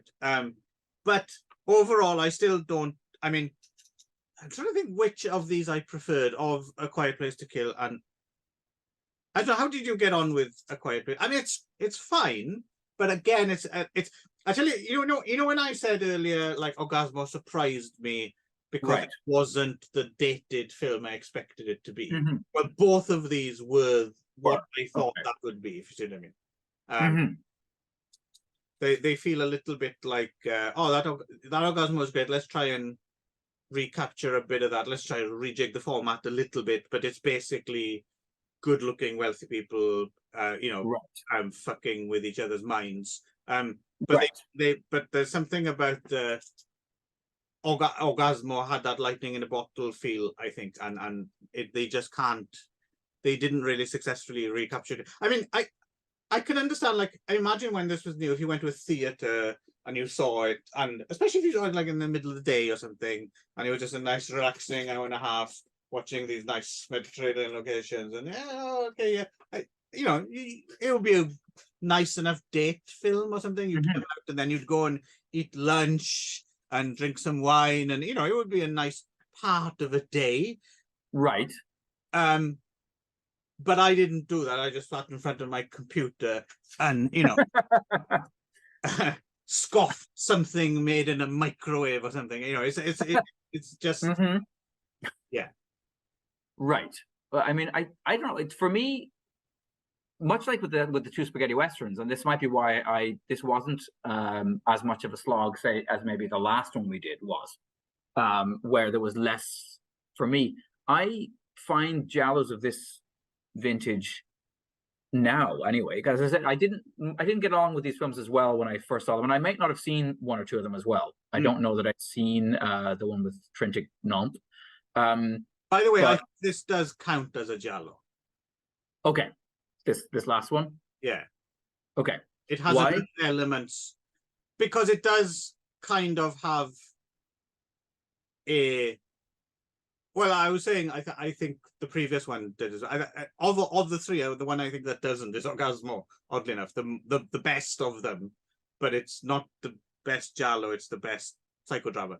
I think these two are more giallo-y because I mean, crucially, I mean, Orgasmo doesn't have it doesn't have a murder at its center. If you know what I mean. I mean, it might have a murder by the end, let's say, but it doesn't have like something that has to be solved at its center, which I think might be important for a giallo, and these both do have that. I mean, I still think they're marginally giallo, right, but you can get away with calling these giallo more. More than Orgasmo. Yeah. Plus, like you said, they have the things, the beautiful people in locations. Well, see, I think that's what I found these to be similar to the way we've talked before off air about, you know, the relaxing qualities to a nudist camp film, right? Right.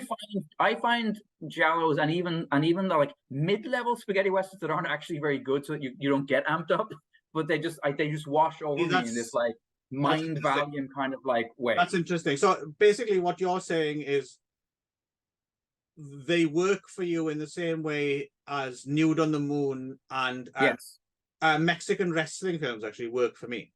Like, yeah, exactly. Even the most boring Mexican wrestling film, I can just vibe. I can vibe on it. Yeah, it's comfortable. Yeah, I find these films very comfortable, and in a way, I don't have that for these for some reason. I do have them for the Mexican wrestlers and the nudist camp things, but not for these. Okay. But I was going to say, it's funny. We were talking elsewhere with our friend Darren, and he mentioned how, you know, sometimes you need a fresh pair of eyes on something, right? Or sometimes, you know, you show a fresh pair of pants as well. Well, sometimes you do, yes. Yeah. Sometimes I was just thinking back to that. You know, he mentioned that. What was it? Which was the film he mentioned that he had watched with his significant other, and she was like, it was the first of the torture chamber story one, right? Yeah.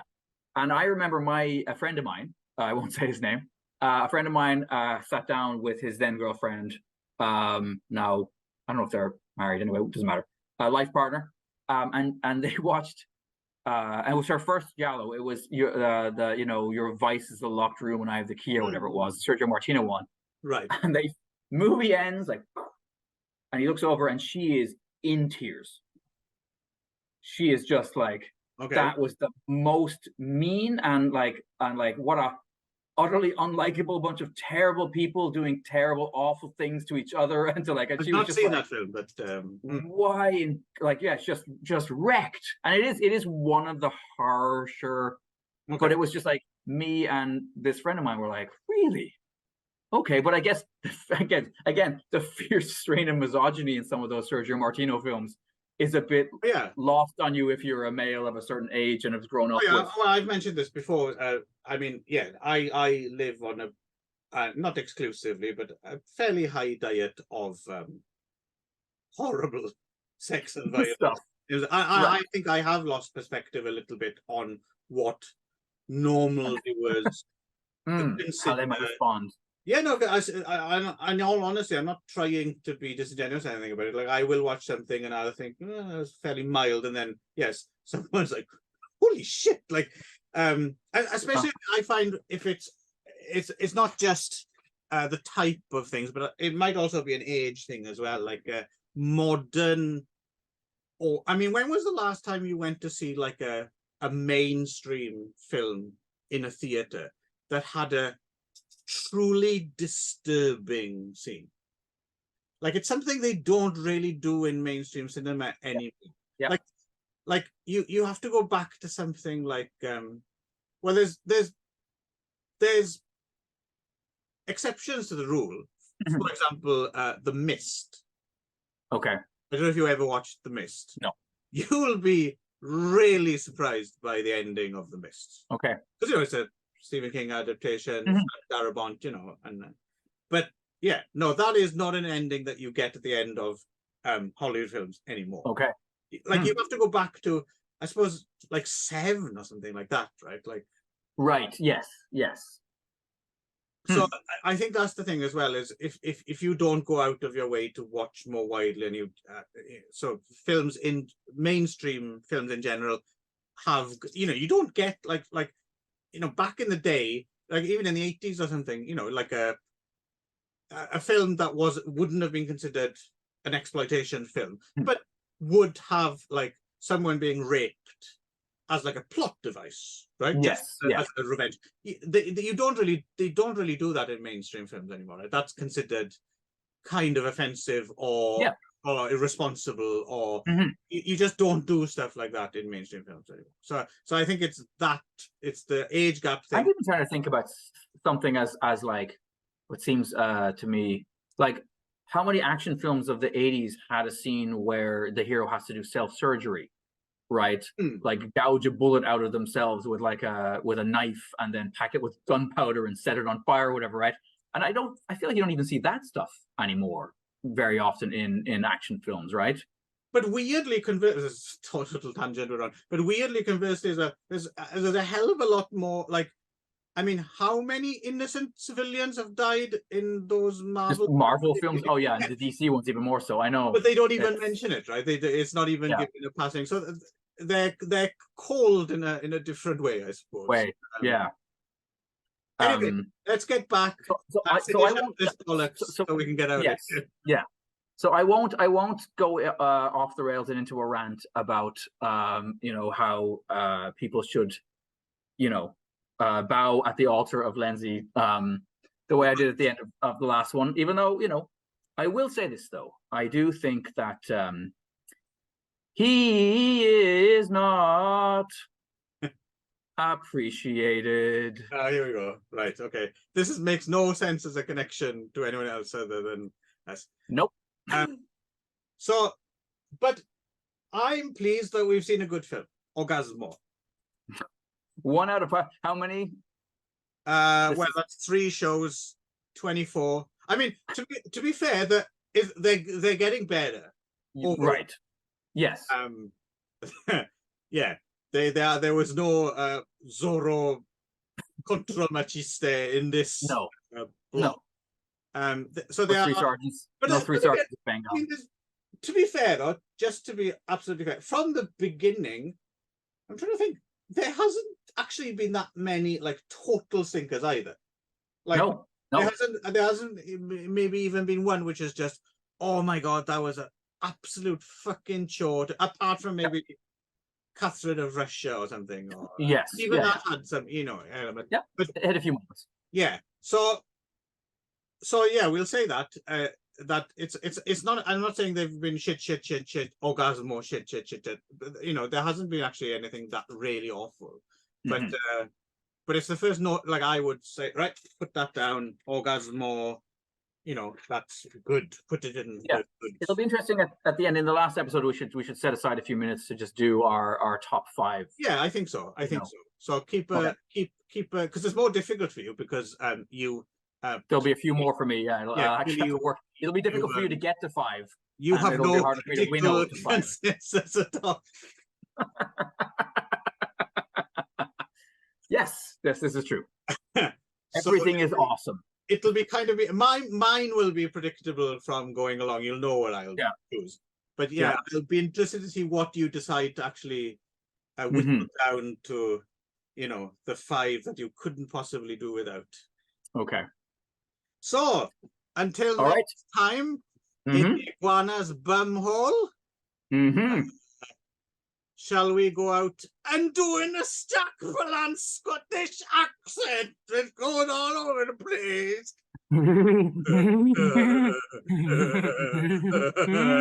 The triumphant machiste and Satana prepares their coffins for the criminal syndicate in the jungle hell of an iguana's bumhole.